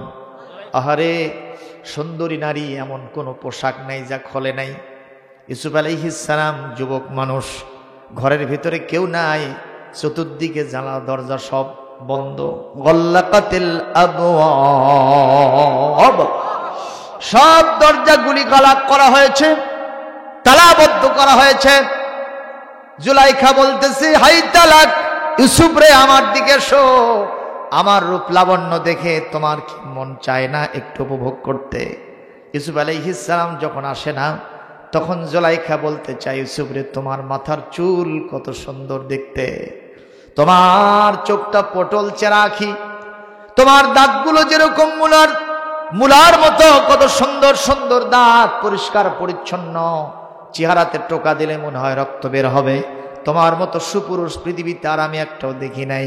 এ কথা যখন জুলাইখা বলে, ওদিক থেকে হযরত ইউসুফ আলাইহিস সালাম বলতে থাকে, জুলাইখা, ওগুলো বলে আমাকে তোমার বাগে নিতে পারবে না, কারণ আমি জানি আমি যখন মারা যাব, কবরস্থ হওয়ার সাথে সাথে অতি অল্প সময়ের ভিতরে আমার এই পটল চেরাখি পানি হয়ে দুই গাল বেয়ে পড়তে থাকবে, আমার মাথার চুলগুলো সব পড়ে কবরের মাটির খোরাক হয়ে যাবে, গালের গোশতগুলি গন্ডদের সব হাড্ডি সার হয়ে যাবে, সুতরাং এগুলো বলে আমাকে তোমার বাগে নিতে পারবে না।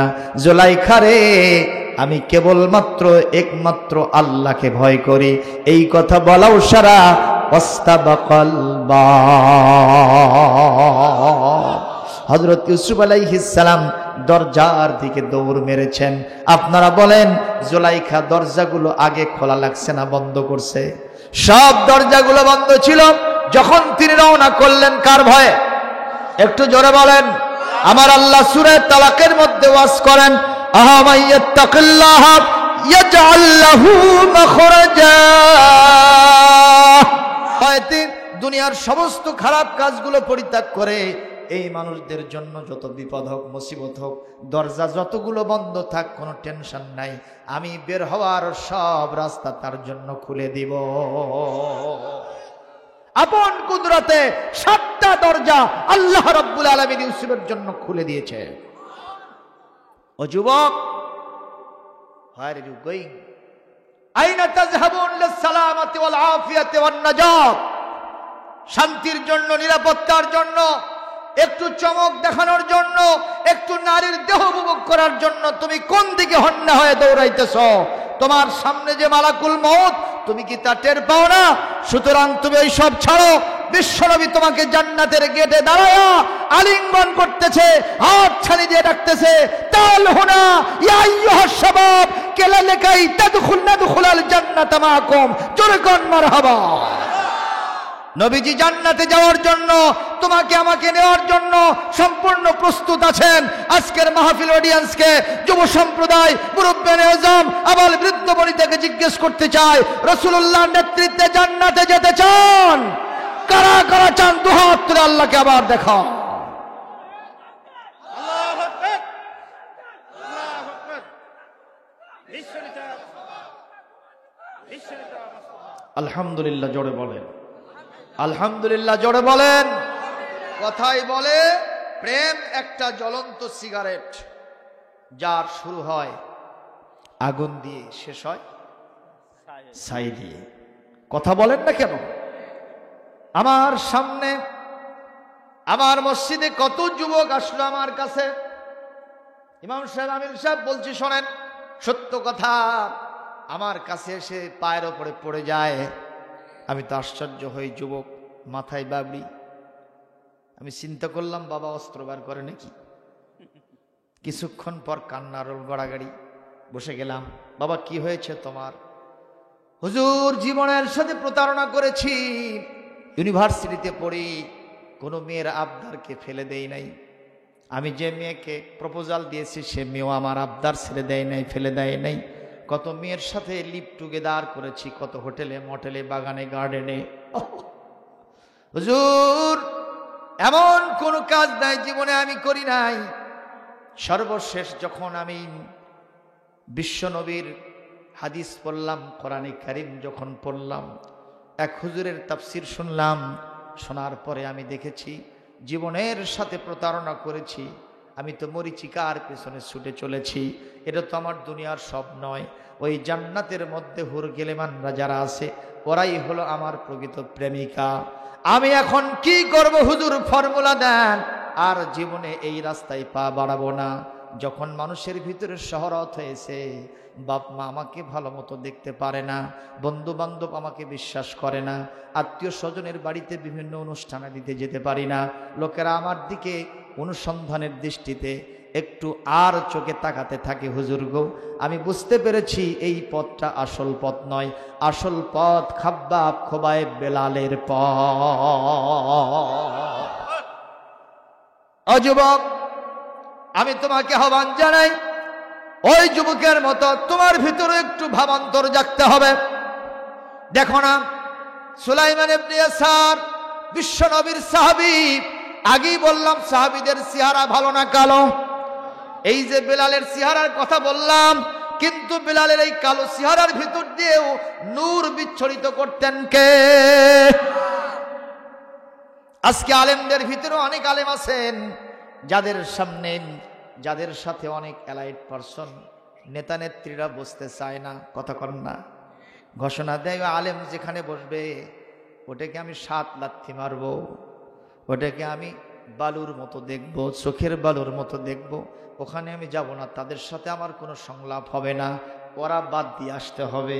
আপনারা বলেন বেলালের ব্যাপারে এরকম প্রস্তাবনা কাফেররা দিয়েছিল কিনা নবীকে? নবীজি একটু সিদ্ধান্ত নিচ্ছিলেন, বেলাল কিছুক্ষণের জন্য একটু বাইরে থাক, বেলাল তো আছেই আমার সাথে, কথা কয় না, বেলাল তো আমার সাথে আছেই, ওই সুহাইব রুবি, আম্মার ইয়াসার, সালমান ফারিসি ওরা তো আমার সাথে আছেই, আমার দলের লোক, ওরা একটু সরে যাক, কাফের বেদিনরা আসুক, মুশরিকরা আসুক, ওদের সাথে একটা ডায়ালগ হোক, একটা সংলাপ আমি ওদের সাথে করি, এই রকম সিদ্ধান্ত নেওয়াও সারা কোরআনের আয়াত বেলালের পক্ষে নাজিল হওয়াও সারা। ولا تطرد الذين يدعون ربهم بالغداة والعشي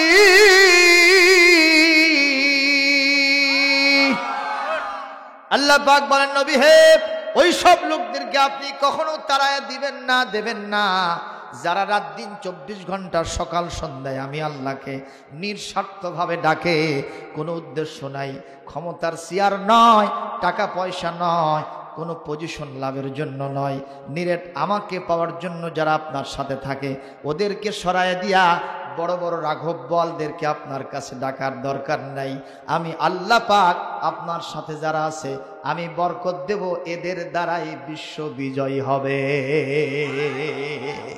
লিল্লাহি তাকবীর। কষ্ট পাচ্ছেন? আলেমদের ঘৃণা করবেন? মাদ্রাসা মসজিদকে ঘৃণা করবেন? জীবনের শেষ মুহূর্তে কারা থাকবে আপনার সাথে? এই যে প্যান্ডামিক সেশন গেল, বৈশ্বিক মহামারী, কোনটা গেল? করোনা। আমি তো শহরে থেকে দেখলাম, আহারে, পিতার করোনা হয়েছে, হাসপাতাল পর্যন্ত পৌঁছায় দিয়েছে, তারপর আর বেটার খবর নাই, বেটির খবর নাই, স্ত্রী আসে না, ওখানেই মারা গেছে। এখন হাসপাতাল কর্তৃপক্ষ, প্রশাসনের লোকেরা ভাই পাগলা মাজারে এসে খোঁজে যে কাক পাই, কথা কয় না। আমি দেখলাম সবাই যখন লাশটাতে ফেলে দিয়ে পালায় চলে যায় স্বজনেরা, এই মুহূর্তে যাদেরকে এতদিন দেখতে পারে নাই, চোখের বালি মনে করেছে, সেই আলেমেরা গিয়া, সেই মসজিদ মাদ্রাসার খাদেম মুয়াজ্জিন ইমাম সাহেবরা গিয়া তার দাফন কাফন জানাজা সহ সমস্ত কার্য সম্পন্ন করেছে। প্রমাণ হয়ে গেছে বাংলাদেশের আলেমরাই এদেশের জনগণকে বেশি ভালোবাসে।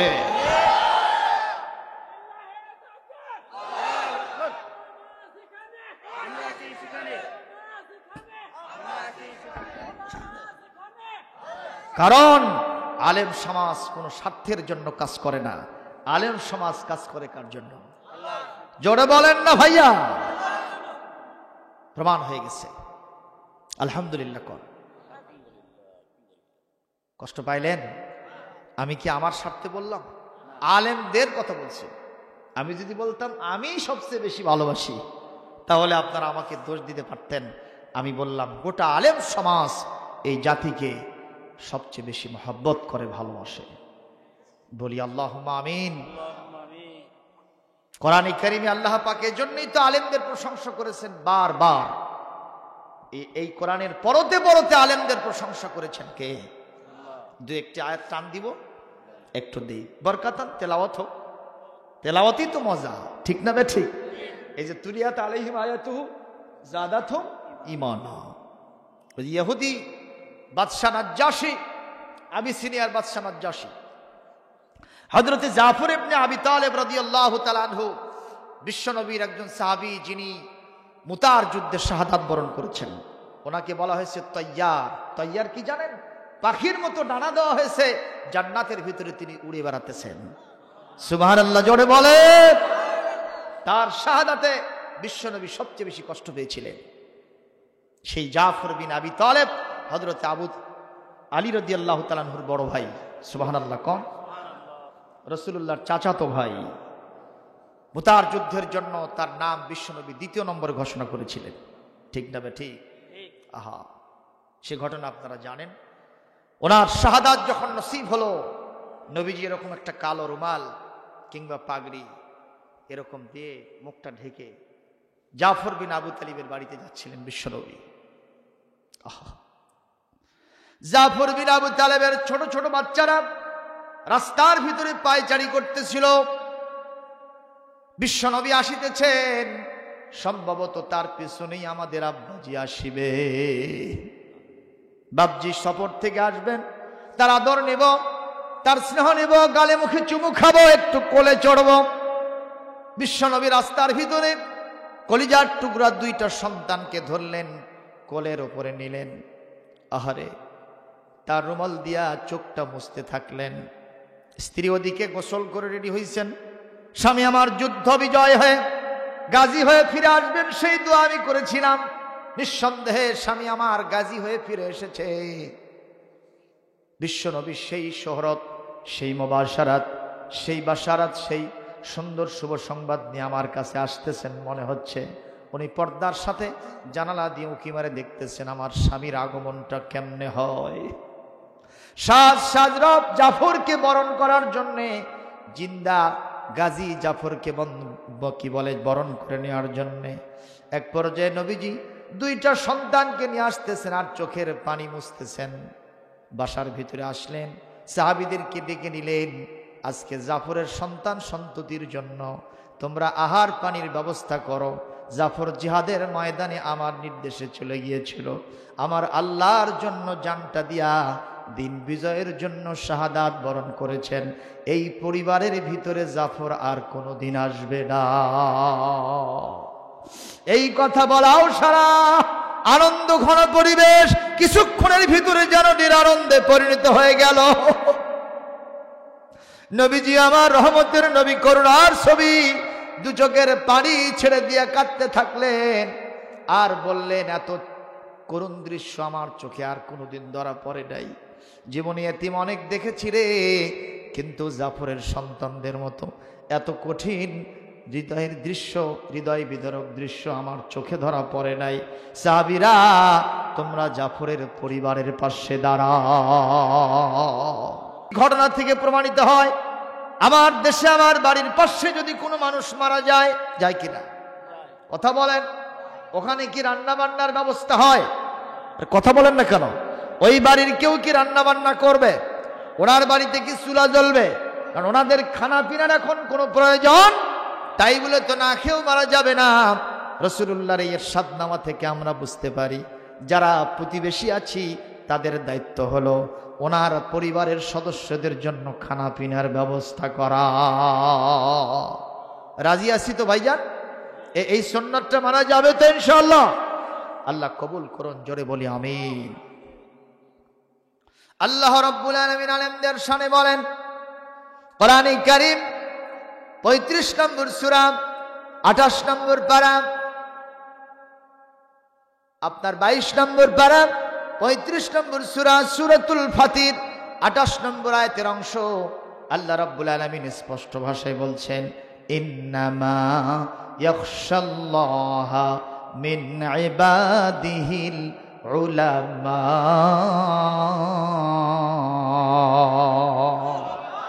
কেবলমাত্র শুধুমাত্র একমাত্র আমার বান্দাদের ভিতরে আমার আলেম সম্প্রদায় আমাকে সবচাইতে বেশি ভয় করে। গোটা দুনিয়াবাসী আলেমদের ঠ্যাং ধরে নিচের দিকে টানলেও আল্লাহ যেহেতু মাথা ধরেছেন, আলেমরা উপর দিকেই যাবে। সুবহানাল্লাহ জোরে কম। এতে কোনো সমস্যা আছে? একজন আলেম তো আপনার মসজিদের ইমাম, আপনার ছেলে, আপনার নাতি।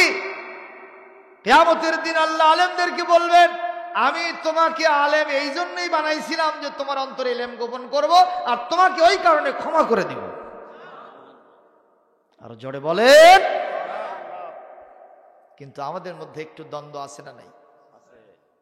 আছে না নাই? এই দ্বন্দ্ব খুব বেশি কিছু বিষয় নয়। কে আমিন জোরে বলবে, কে আস্তে বলবে? কথা বলে। কে তারাবি 8 রাকাত পড়বে, কে 20 রাকাত পড়বে? আপনারা আমাকে জবাব দেন। 8 রাকাত পড়তে টাইম বেশি লাগে না 20 রাকাত পড়তে টাইম বেশি লাগে? ঠিক না বা ঠিক? তাহলে আপনি 20 রাকাত পড়লে, আর যারা 8 রাকাত পড়েন, আপনি বড় হুজুর হয়ে গেছেন এরকম সিনা তারান কেন? কথা কয় না। 20 রাকাত হযরত ওমর এই তারাবির সুন্নত জারি করেছেন হযরত ওমর। ঠিক না বে ঠিক? হযরত ওমর মসজিদে নববীতে গেলেন রাসূলুল্লাহর ইন্তেকালের পরে, যে দেখেন সাহাবীরা সবাই বিচ্ছিন্নভাবে মুতাফাররিকান, বিভিন্ন জায়গায় তারা নামাজ পড়তেছে। হযরত ওমর বললেন, এটা খুব খারাপ লাগতেছে, যদি আমি সবগুলোকে একটা জামাতের মধ্যে একটা একতাবদ্ধ করতে পারতাম কতই না সুন্দর হতো। সাহাবীদের ভিতরে সবচেয়ে বেশি ভালো কারি ছিলেন হযরতে উবাই ইবনে কাব রাদিয়াল্লাহু তাআলা আনহু। হুজুর বললেন, উবাই ইবনে কাব, আমি আমিরুল মুমিনিন খলিফাতুল মুসলিমিন হতে পারি, কিন্তু আমি ইমামত করব না, কারণ আকরাউহুম লিকিতাবিল্লাহ ইয়া উম্মুল কওমা আকরাউহুম লিকিতাবিল্লাহ, আল্লাহর কিতাব যে সুন্দর পড়তে পারে সেই নামাজের ইমামতি করিবে। আর আমাদের দেশে হবুল্লাহ সবুল্লাহ মার্কা লোক মসজিদের সভাপতি হয়েছে, উনি আগে সামনে যায়, কথা কয় না কেন? আগে পড়ছে সূরা নাস, প্রথম রাকাতে কোন নাস, কোন সূরা? এখন পরের রাকাতে আর খুঁজে পায় না। দ্বিতীয় রাকাতে মুসল্লিদেরকে আপনার সেজদায় ফেলে রেখে কাঁটা গোছ ভাঙ্গে মারছে দৌড়। এরকম ইমাম সাহেব আছে না নাই? ঠিক না বে ঠিক?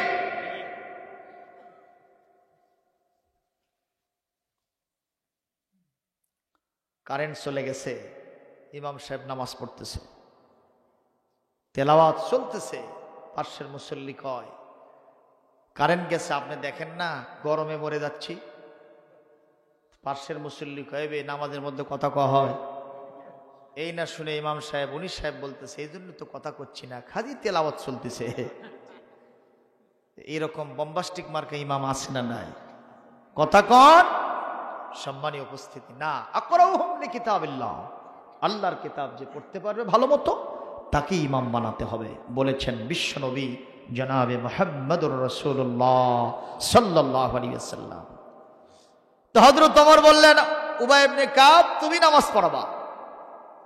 তো পরের দিনে হযরত উবাই ইবনে কাব রাদিয়াল্লাহু তাআলা আনহুর নেতৃত্বে ইমামতিতে জামাত শুরু হয়ে গেছে। হযরত ওমর একটু পিছিয়ে আসলেন, এসে দেখলেন উনি যেভাবে পড়াচ্ছেন সবাই ওইভাবেই, ইন্নামা জুইলাল ইমামু লিউতাম্মা বিহি, ইমামের আনুগত্যে উঠতেছে, বসতেছে, রুকু সিজদা কিয়াম কুদ সব চলতেছে।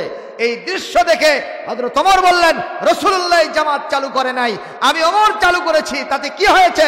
বিদআত হয়েছে তো নিয়ামাতিল বিদআতিল হাযা, এর থেকে শ্রেষ্ঠ বিদআত আর হতে পারে না। সুবহানাল্লাহ জোরে বলেন। সুবহানাল্লাহ। বিদআত তবে শ্রেষ্ঠ বিদআত। সুবহানাল্লাহ জোরে কয়।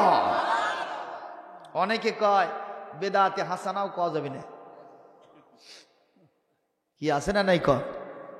সম্মানীয় উপস্থিতি, আমি এই বিতর্ক সৃষ্টি করব না। কে 8 রাকাত? এই যে হযরত ওমর রাদিয়াল্লাহু তাআলা আনহু যে নামাজ চালু করলেন তারাবির জামাত, তিনি কিন্তু 20 রাকাতই পড়লেন। মসলা ওমরের থেকে নিলাম, 20 রাকাতের মসলা নেব না, কথা কয় না। একটা নেব আর একটা নেব না, তা তো হবে না, তা তো হবে না, কথা বলেন ভাইজান। তো এই 20 রাকাত 8 রাকাত নিয়ে আমাদের মারামারি। হ্যাঁ, আপনারা 8 রাকাত পড়েন, I have no objection about this matter, পড়তে থাকেন। হাত আপনি নাভিতে বাঁধেন, আমি বুকে বান্ধি, অথবা আমি নাভিতে আপনি বুকে। আপনি নবী সালামু আলাইকা কয়ে দাঁড়ান, আমি দাঁড়াই না, আমি বলতেছি সহি কোনো হাদিস নাই, এই জন্য আমি দাঁড়াবো না। কিন্তু আপনি দাঁড়ান, যে দাঁড়ায় না আপনি তাকে কাফের বলেন কেন? কথা কয় না? এরকম ব্যাপার স্যাপার আছে না নাই? রসুল নূর না মাটি, এইটা নিয়ে আমাদের মধ্যে তর্ক বিতর্ক। আপনারা বলেন, কবরে যাওয়ার পরে ফেরেশতারা কি কখনো জিজ্ঞেস করবে তুমি রাসূলুল্লাহকে নূর মানতে না মাটি মানতে? এই জিজ্ঞাসা আছে?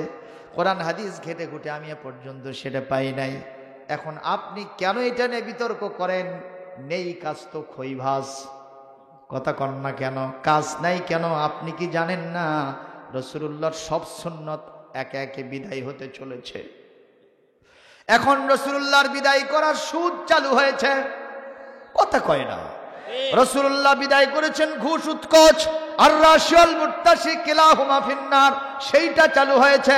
অবৈধ হত্যাকাণ্ড চালু হয়েছে। মদ জুয়া যা গাঁজা ফেন্সিডিল জিনা ব্যভিচার দিয়ে গোটা সমাজ ভরে গেছে। রাসূলুল্লাহর কোন সুন্নত জমিনের মধ্যে নাই। আপনি নূর মাটি নিয়ে মারামারি লাগছেন, কাল কিয়ামতে আসামি হতে হবে, রেহাই পাওয়ার উপায় নাই। ঠিক না বে ঠিক বলেন? আমাদের রব কয়জন? তিনি কে? নবী আমাদের কয়জন? এরপরে কিতাব কয়টা? আমাদের কিবলা কি? উহুদ পাহাড় কয়টা? বদরের মাঠ কয়টা? তাহলে আপনি কেন বিতর্ক করেন? কবির সুরে সুর মিলে আমি একটু বলবো, তাতে সমস্যা হবে। আমাদের প্রভু এক, এক নবীর উম্মত, জীবন বিধান এক, ওই শিবানী কোরআন। তবে কেন এখনো ওহে মুসলমান এখো করিয়া আহ্বান? আমাদের প্রভু এক, এক নবীর উম্মত, জীবন বিধান এক, ওই শিবানী কোরআন। তবে কেন এখনো হে মুসলমান এখো করিয়া আহ্বান? বাইতুল্লাহ এক, ঠিক কিনা? বাইতুল্লাহ এক, মদিনা শরীফ এক, উহুদ পাহাড় এক, বদরের মাঠ এক। একটা তো জীবন আর মরণ তো একটাও, ঠিক কিনা? একটা তো জীবন আর মরণ তো একটাই, একসাথে মিলে মিশে একটাই প্রাণ। আমাদের প্রভু এক, এক নবীর উম্মত, জীবন বিধান এক, ওই শিবানী কোরআন। তবে কেন এখনো হে মুসলমান এখো করিয়া আহ্বান? লিল্লাহি তাকবীর। রাজি আছেন ইনশাআল্লাহ? কথা বলছিলাম সাহাবীদের চেহারা ভালো না খারাপ বলেন? নাম তার সুলাইমান ইবনে ইয়াসার রাদিয়াল্লাহু তাআলা আনহু। হজ করার জন্য আসতেছেন কাবায় মদিনা থেকে কাবার দূরত্ব 1 নয় 2 নয়, প্রায় 500 কিলোমিটার। তাহলে দূর বেশি না কম? এত দূরত্ব আমার নবীজি পাড়ি দিয়েছেন। সেখানে কোনো দ্রুত যানবাহন ছিল না। দিনের জন্য, ইসলামের জন্য, কোরআনের জন্য, উম্মতের মুক্তির জন্য তিনি মদিনা মুনাওয়ারায় গেলেন। বলেন তো নবীজির কষ্ট হয়েছে কিনা? যারা হজ করেছেন একটু হাত তুলে দেখান তো আল্লাহকে। যারা হাজী সাহেব এত টাকা দিয়ে হজ করলেন, আল্লাহর কাছে কি একটু দেখাতে মন চায় না? একটু হাত তোলেন জোরে সরে। হাজী সাহেবরা হাত নামান। আপনারা এই জাতির গর্বিত সন্তান। বিশ্বনবী যেই জমিনে ঘোরাফেরা করেছেন, আপনি সেই জমিনটা দেখে ধন্য হয়ে এসেছে। যেই মসজিদে কিবলায়ে তাইনের কথা বলছিলাম, মদিনা মুনাওয়ারায় যখন ওই মসজিদ আমার জিয়ারা করার টাইম আসলো, ওই মসজিদটা যখন সফর করতে গেলাম, কষ্ট হচ্ছে নাকি? আমি তখন 2 রাকাত নামাজ পড়ে কোরআন কারীমের সূরা আল বাকারার 144 নম্বর আয়াত বের করলাম।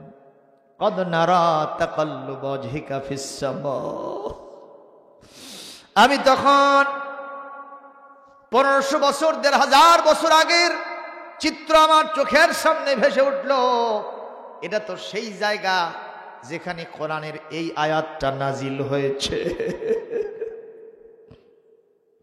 এই আয়াত পড়তেছি আর কাটতেছি, কিন্তু আমার সফর সঙ্গীরা তারা তো জানে না হুজুর এতক্ষণ কেন দেরি করে। সবগুলোতে আগে ক্যামেরা দোস্তর মতো মেরে বিভিন্ন সেলফি উঠাইয়া গিয়ে ওরা আগে সিটে বসে গেছে। খুঁজে দেখে আব্দুস সালাম হুজুর এখনো আসে নাই। আপনারা বলেন আলেমের হজ করা আর জাহেলের হজ করা দুটো কি এক হবে? এজন্য আপনাদেরকে বলবো, হজে যদি যান আলেমদের সাথে হজে যাবেন। কোথায় কোথায় কি হয়েছে এ কোরআনটা আপনাকে বুঝায়া দেবে, দেখায়া দেবে কোরআনের এই আয়াত এখানে নাজিল হয়েছে। তাহলে মজা আছে না নাই? একটু জোরে বলেন। এশিয়ার দই মিষ্টি আসলে এতই স্বাদ, যতই ওয়াজ করি আমি, যদি মুখের ভিতরে ঢুকায় দেওয়া যায় ওইটার মজা বেশি না সোনার মজা বেশি? এজন্য আমাদের সকলকে আমি আহ্বান জানাবো, ওপেন সিক্রেট আসুন আমরা হজ্জে জিয়ারতে বাইতুল্লাহিল হারাম এটা করার চেষ্টা করি। আমার সোনার নবীজি এই 500 কিলোমিটার রাস্তা চলে গেলেন। নবীজি সাল্লাল্লাহু আলাইহি সাল্লাম মদিনা মুনাওয়ারায় অবস্থান করছেন। আজকে নবীজি যখন ওখানে অবস্থান করেন, হযরতে সুলাইমান ইবনে ইয়াসার রাদিয়াল্লাহু তাআলা আনহু রাসূলুল্লাহর ইন্তেকালের কয়েক বছর পরে কাবা তওয়াফ করতে আসতেছেন। কাবা তওয়াফ করতে আসতেছেন, আসার পরে আবওয়া নামক প্রান্তর, যেখানে আমার রসুলের আম্মাজি আমেনা শুয়ে আছে। আমেনাকে চেনেন না? কে সে আমেনা? নবীজির আম্মা। তোরা দেখে যা আমেনা মায়ের কোলে, বলেন তোরা দেখে যা আমেনা মায়ের কোলে, যেন উষার কোলে রাঙা রবি দোলে, মধু পূর্ণিমার সিথা চাঁদ দোলে। তোরা দেখে যা আমেনা মায়ের কোলে, যেন উষার কোলে রাঙা রবি দোলে, মধু পূর্ণিমারি সিথা চাঁদ দোলে। তোরা দেখে যা আমেনা। আলহামদুলিল্লাহ জোরে বলেন। মরহম মকফুর মাওলানা নুরুল আলম আনসারী সাহেব সেই পাবনার কৈজুরি থেকে আসতেন। এবার আমার সেই কৈজুরি ফাজিল মাদ্রাসায় প্রোগ্রাম আছে ইনশাআল্লাহ, জোরে বলেন আল্লাহুম্মা আমিন। ওখান থেকে আসতেন। এ এলাকায় এমন কোনো জায়গা নেই ওয়াজ করেন নাই। ছোটবেলায় নানার সাথে বাবার সাথে ওয়াজ শুনতে যেতাম, আর এই গানগুলো কবি নজরুলের, আমার রসুলের শানে পঠিত কবিতাগুলো আমরা বেশি বেশি শুনতে পাইতাম। এই পৃথিবীতে এমন অনেক কবি ছিল রসুলুল্লাহর শানে কবিতা আবৃত্তি করে করে পাকা মুসলমান হয়ে জান্নাতে চলে গেছে। একজন কবির নাম ছিল হাসান ইবনে সাবিত রাদিয়াল্লাহু তাআলা আনহু। আল্লাহু আকবার কোন? এ মুসলমান, আহারে কাব্বিন জোহের সে আমার বিশ্ব নবীর বিরুদ্ধে কবিতা লিখলো, বিশ্ব নবীর নিন্দা করে কবিতা লিখলো, আমার নবীর পরিবার তুলে নবীজির সম্মানের খেলাফ কবিতা লিখলো। নবীজি বললেন কোনো খাতির হবে না। মদিনা মুনাওয়ারার অবস্থা, নবীজি বললেন কাব বিন জোহাইরের রক্ত আমি হারাম করে, কি বলে, আমি হালাল করে দিলাম, ওরে যেখানে পাইবা কতল করে আমার সামনে হাজির করবা। আল্লাহু আকবার কোন? আমার নবীজির চাইতে নরম মানুষ নাই, কিন্তু এমন গরম এমন সময় হইতেন নবীজিকে আল্লাহ ছাড়া কেউ ঠান্ডা করতে পারত না। তাহলে ইসলামের মধ্যে খালি নরমিয়াত আছে না গরমিয়াত আছে? 4 জন খলিফা আবু বকর, ওমর, ওসমান, আলী, এর ভিতরে কয়জন নরম কয়জন গরম? তাহলে নরমও লাগে গরমও লাগে, ঠিক না বেঠিক? এই যে শীতের দিন খালি দস্তুর মতো মিষ্টি খালেন, তার সাথে যেন গরম চা না মারেন, সর্দি কাশি হওয়ার সম্ভাবনা আছে না নাই? কথা কন না কেন? আর আমরা হুজুর এই পুরা সিজন আমাদের জন্য মিষ্টি শরীফ হালাল না হারাম? এটা স্বঘোষিত হারাম বানায় নিয়েছি, তাই বলে একবারে মনের দিক থেকে নয়।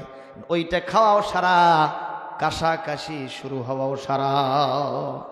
ঠিক না? ঠিক। প্রিয় ভাইরা আমার, নরমও দরকার, গরমও দরকার।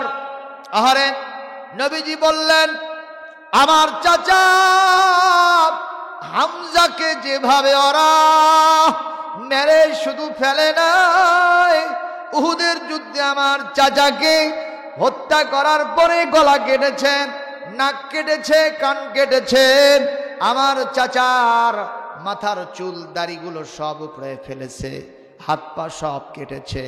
এগুলো দিয়ে হিন্দা গলার মালা বানায়া মুসলমানদের বিরুদ্ধে গান গেয়ে নেচে নেচে ওই পরিমাণী শয়তানের মতোই ইসলামের বিরুদ্ধে কাজ করেছে।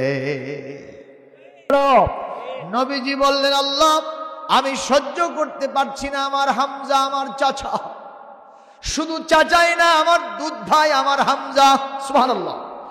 কারণ আবু জেহেলের যে, আবু লাহাবের যে দাসী ছিল নাম সুয়াইবা, এই সুয়াইবার দুধ আমার নবীজি পান করছেন।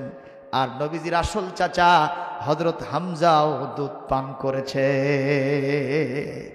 এই জন্য হযরত হামজা একদিক থেকে চাচা, আর একদিক থেকে দুধ ভাই। জোরে জোরে বলেন মারহাবা। রাসূলুল্লাহকে মেরেছে আবু জেহেল। কে মারছে? কথা বলেন। গালি দিয়েছে, মেরেছে, থাপ্পড় মেরেছে। নবীজি কাঁদতেছেন। হযরত হামজা তিনি শিকার থেকে ফিরে আসলেন। শিকার থেকে ফিরে আসার পরে কষ্ট হচ্ছে নাকি আপনাদের? আর কিছু চলাবো? সামান্য আর কয়েক মিনিট, আমি শেষ করে দেবো ইনশাআল্লাহ। হযরত হামজা রাদিয়াল্লাহু তাআলা আনহু তিনি চলে আসলেন, কুফরি হালত তখন তার, শিকার থেকে ফিরে আসছেন। দাসী বলতেছে, তোমরা চাচা, আপন প্রাণ বাঁচা না, তোমাদের দিয়ে কি হবে? তোমাদের এই বংশের বাতি যেদিন জন্ম নিল সেদিন তোমরা মিষ্টি বিতরণ করলা, আর সেই ভাতিজাকে আবু জেহেল মারলো, এত গালিগালাজ করলো, আর তোমরা চাচা বেঁচে থেকে কি লাভটা হলো? এই কথা শুনতে দেরি আছে, তেলে বেগুনে সিংহের মতো গর্জে উঠতে দেরি না হয়। কে কে? সবাই বলে। সঙ্গে সঙ্গে দাসীর মুখে খবর শুনে কলিজায় আগুন ধরে গেল। তরবারি নিয়াম, উন্মুক্ত তরবারি, তীর কিংবা ধনুক নিয়াম, একেবারে হন হন করে চলে গেলেন রাসূলুল্লাহর বাড়িতে। যে বললেন, ভাতিজা তোমার কি হয়েছে বলে এই ঘটনা। আবার হন হন করে বের হলেন, চলে গেলেন আবু জাহেলের বাড়িতে। আবু জাহেল বসেছিল, চতুর্দিক থেকে তার এসএসএফ বাহিনী, স্পেশাল সিকিউরিটি ফোর্স, বোঝেন তো, ৩-৪ স্তর বিশিষ্ট নিরাপত্তা বেষ্টনী। এখন বর্তমানে এরকম আছে না নাই? যতই বেষ্টনী থাক, আজরাইল নামক মহা ভিজিটর যখন আসবে, ওগুলো একটাও কাজ হবে না। ওয়ালাউ কুনতুম ফি বুরুজিম মুশাইয়্যিদা। আল্লাহু আকবার, জোরে কর। যদি লোহার তৈরি সিন্দুকের মধ্যেও থাকা হয়, আজরাইল যাইতে এতটুকু সমস্যা হবে না। কথা বলেন ঠিক না ঠিক? মুসলমান, ওখানে হযরত হামজা সকল এসএফ বাহিনী, স্পেশাল সিকিউরিটি ফোর্সের ভেদ করলেন। ভেতরে ঢুকে তীর আর ধনুক দিয়ে কিংবা তরবারির উল্টা পৃষ্ঠে দিয়ে আবু জেহেলের মাথায় এত জোরে আঘাত করলেন, আর বলতে থাকলেন, আবু জেহেল রে, আমার ভাতিজা মুহাম্মাদের আব্বা, আমার ভাই আব্দুল্লাহ মারা গেছে জন্য তুমি কি তারে একা পেয়েছো? জেনে রাখো, আমার ভাই আব্দুল্লাহ মেরে যেতে পারে, কিন্তু তার চাচা হামজা এখনো মারা যায় নাই। আঘাতের পর আঘাত দিয়া, ফিনকি দিয়া রক্ত বের করে দিয়া, আবার যখন আসতে নিয়েছে, আবু জাহেলের এসএসএফ বাহিনী, স্পেশাল সিকিউরিটি ফোর্স তারে ধরতে চায়। আবু জেহেল তখন বলে, দেখো ধরো না, ও তো বীর পুরুষ, আমার দলের লোক, ভাতিজাকে মেরেছি, তার ভেতরে একটু আঘাত লাগাই স্বাভাবিক, যা করছে আমি মাফ করে দিলাম, কিছু করার দরকার নাই। কারণ কুরাইশ বংশের এক একজন ব্যক্তির আকাশচুম্বী মর্যাদা দিয়েছেন কে? সুতরাং আঘাত করা যাবে না। যাক, নির্বিঘ্নে আবার রাসূলুল্লাহর কাছে গেলেন। আমার রাসূলের মস্তক মোবারককে কোলের উপরে উঠায় নিয়ে বললেন, ভাতিজা, তুমি একটু খুশি হও, তুমি একটু আনন্দ করো, তোমার মুখের হাসিটা আমার দেখতে বড় ইচ্ছা করে। চাচাজি, এরকম কথা কেন বলেন? বলে, আবু জেহেল তোমারে মেরেছিল বলে আমি তার মাথাটা ফাটায় দিয়ে আসছি, রক্ত বের করে দিয়ে আসছি। বাবারে, তুমি এই কারণে একটু খুশি হয়ে যাও। আমার নবী কাঁদতে কাঁদতে চোখ মেলায়া চাচার দিকে তাকায় বলেন, চাচা, কারে মেরেছেন, কার মাথা ফাটায় দিয়েছেন, এগুলো বলে আমারে খুশি করতে পারবেন না। চাচা বলে, বাবা, কি করলে তুমি খুশি হবে, আমি সেটাই করব। আমার নবীজি বললেন, চাচাজি, কিছুই চাই না, একটা বার যদি এই মুহূর্তে আপনার মুখ থেকে ঈমানের কালেমা শুনতে পেতাম, আমার কলিজা ঠান্ডা হয়ে যেত। চাচার মুখ থেকে বের হয়ে গেল কালিমা শাহাদাত, লা ইলাহা ইল্লাল্লাহ তাইয়্যিবা শাহাদাত উচ্চারিত হলো, আশহাদু আল্লা ইলাহা ইল্লাল্লাহু ওয়াহদাহু লা শারীকা লাহু ওয়া আশহাদু আন্না মুহাম্মাদান আবদুহু ওয়া রাসূলুহু লা ইলাহা, শেষ করে দিই, লা ইলাহা লা ইলাহা ইল্লাল্লাহু মুহাম্মাদুর রাসূলুল্লাহ সাল্লাল্লাহু আলাইহি ওয়াসাল্লাম। কষ্ট পাচ্ছেন নাকি? আরেকটু বলে শেষ করে দেই ভাইজান। সেটা হলো, আমার নবীজি যেই দিন দেখলেন সেই চাচাকে ওরা মেরে সমস্ত অঙ্গ প্রত্যঙ্গ বিকলাঙ্গ করে ফেলেছে, নবীজি সেই দিন কাঁদতে কাঁদতে শপথ করলেন আল্লাহর নামে। কার নামে? নবীজি বললেন, আমার এক চাচাকে যারা বিকলাঙ্গ করেছে, এই ব্যক্তিদের একজন নয়, দুইজন নয়, আমি 70 জনকে কতল করব, মেরে ফেলব, আর তাদের অঙ্গ প্রত্যঙ্গগুলোকে আমি বিকলাঙ্গ করে ফেলব। এই কথা বলাও সারা, সঙ্গে সঙ্গে আল্লাহর পক্ষ থেকে অবজেকশন জানানো সারা। কোরআনে কারীম আহারে সূরাতুন নাহল, এটি 14 নম্বর পারা 16 নম্বর সূরা, আয়াত নম্বর 126 নম্বর আয়াত নাজিল করে দিলেন কে? فَعَاقِبُوا بِمِثْلِ مَا عُوقِبْتُمْ بِهِ وَلَئِنْ صَبَرْتُمْ لَهُوَ خَيْرٌ لِلصَّابِرِينَ। আল্লাহ রাব্বুল আলামিন বলেন, নবী হে, যদি আপনি কারো পক্ষ থেকে প্রতিশোধ নিতে চান, তাহলে ওই উল্টা পাল্টা করা যাবে না, জুলুম করা যাবে না, ইনসাফ করতে হবে। আপনার একজন চাচাকে ওরা মেরে বিকলাঙ্গ করেছে, আর আপনি 70 জনকে বিকলাঙ্গ করতে চাইলেন, ইনসাফ হলো না, আদল হলো না, ন্যায় বিচার হলো না। সুতরাং এইটা করা যাবে না, যেটাই করবেন সেখানে অবিচারের সম্ভাবনা থাকে। এই জন্য আপনাকে বললাম, ওয়ালা ইন সাবারতুম, যদি আপনি ধৈর্য ধারণ করেন, লাহুয়া খায়রুল লিস-সাবিরিন, আপনাদের মতো ধৈর্যশীলদের জন্য দুনিয়া আখিরাতে এটা বড়ই কল্যাণকর হবে। কথাটা আনলাম কেন? আমার নবী নরম মানুষ, গরম হলে আল্লাহ ছাড়া কেউ থামাতে পারত না। নবীজি বললেন, কাব বিন জুহাইরকে যেখানে পাওয়া যাবে কি করো? হত্যা করো। এই কথা শোনাও সারা, ওর মধ্যে কম্পন শুরু হওয়াও সারা। সে চিন্তা করলো, নিঃসন্দেহে আমার অবস্থা চূড়ান্ত। এতে এমন নবী যদি কোনো কথা বলে, সাহাবীরা সেটা বাস্তবায়ন করার জন্য জান দিয়ে দেয়। তা আমাকে যারা মেরে ফেলবে তাতে সন্দেহ নেই। এখন যেখানেই যায় কেউ তাকে আশ্রয় প্রশ্রয় দেয় না। এখন সর্বশেষ চিন্তা করেছে, নবী মুহাম্মদ রাসূলুল্লাহ, উনি তো শুধু নবী নয়, উনি রহমতের নবী, করুণার ছবি, উনি রহমতের পিরামিড, তার কলিজাটা দয়ার কি বলে রহমত দিয়ে ভরা। সুবহানাল্লাহ। এই জন্য সর্বশেষ সিদ্ধান্ত নিলেন, আমি চলে যাব ঠিক নবী মুহাম্মদের কাছে, কারু কাছে যাব না। ফজরের নামাজ, কিসের নামাজ? সবাই বলেন, ইমামকে? রাসূলুল্লাহ নিজেই। সুবহানাল্লাহ, জোরে বলেন না। তিনি রাষ্ট্রপ্রধান এবং তিনি মসজিদের ইমাম। এরকম দৃশ্য আমার সমাজে আছে? কথা কন না কেন? যিনি রাষ্ট্রপ্রধান হবেন তিনি জাতীয় মসজিদ বাইতুল মুকাররমের খতিবুল আলা হবেন। ঠিক না বেঠিক? একটু জোরে কর। এটাই হলো ইসলামের অতীত ঐতিহ্য। কথা বলে, কিন্তু এটা আমরা হারিয়ে ফেলেছি, ঠিক না ভাই? তবে আফসোস, কবিরও আছে, আমারও আছে। কোনো একদিন এদেশের আকাশে কালেমার পতাকা দুলবে, সেদিন সবাই খোদাই বিধান পে দুঃখ বেদনা ভুলবে। আরো জোরে বলি মারহাবা, আরো জোরে বলি আমিন।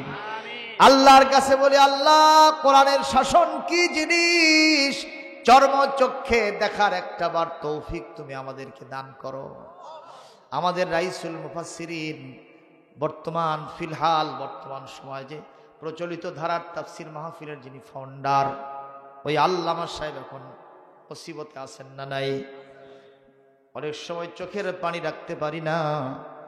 কত লুচ্চা গন্ডা মানুষ, কত চোর ডাকাত, কত মানুষ হত্যাকারী, কত ড্রাগ এডিক্টেড মানুষগুলি সমাজের ভিতরে বুক ফুলে বেড়ায়। আর আল্লাহর কোরআনের 50 বছরের মুফাসসির ধুকে ধুকে জীবন পার করে। কেন আকাশ এতদিন পর্যন্ত বৃষ্টি দেয়?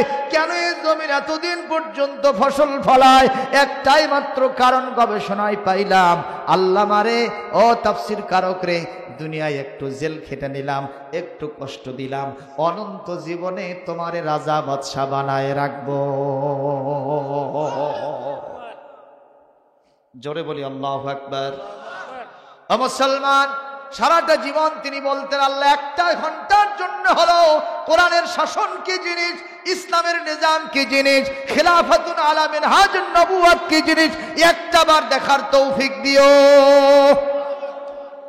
তাই বলে কি হবে না? সবাই বলেন, হবে কি হবে না? একদিন হবে।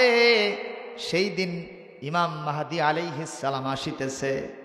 যত দল হয়, যত মত হয়, আমরা বিএনপি হই, আওয়ামী লীগ হই, জাতীয় পার্টি হই, জাসদ বাসদ যে যাই হই না কেন, আমরা পীর মাশায়েখ হই কিংবা তবলিগ জামাত ইসলামী হই না কেন, কওমি মাদ্রাসা, আলিয়া মাদ্রাসা, নূর না মাটি, যাইজা হোক না কেন, এমন একটা দিন আসবে, ও জালেমরা যত চেষ্টাই করো না কেন, মুসলমানদের ঐক্য সেদিন থেকে রাখতে পারবা না।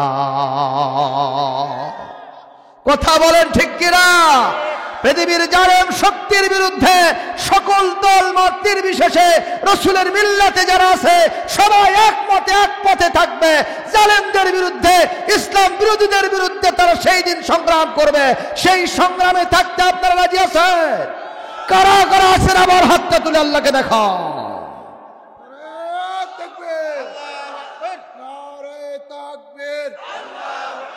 দুনিয়ার মুসলিম এক হও, এক হও। আল্লাহ পাক আমাদের সকলকে কবুল করুন। জোরে বলি আমিন, জোরে বলি আমিন। সম্মানিত উপস্থিতি, আজকে শেষ করতে পারবো বলে মনে হচ্ছে না, অনেক কথা চতুর্দিকে ছড়িয়ে গেছে। আমি শুধু একটা ব্যাখ্যা দিতে চেয়েছিলাম, ইজা যুকিরাল্লাহু ওয়াজিলাত কুলুবুহুম, এইটা কইতে গিয়ে এতগুলো দিকে চলে গেছে, শুধুমাত্র ওইটুকু বলেই শেষ করছি।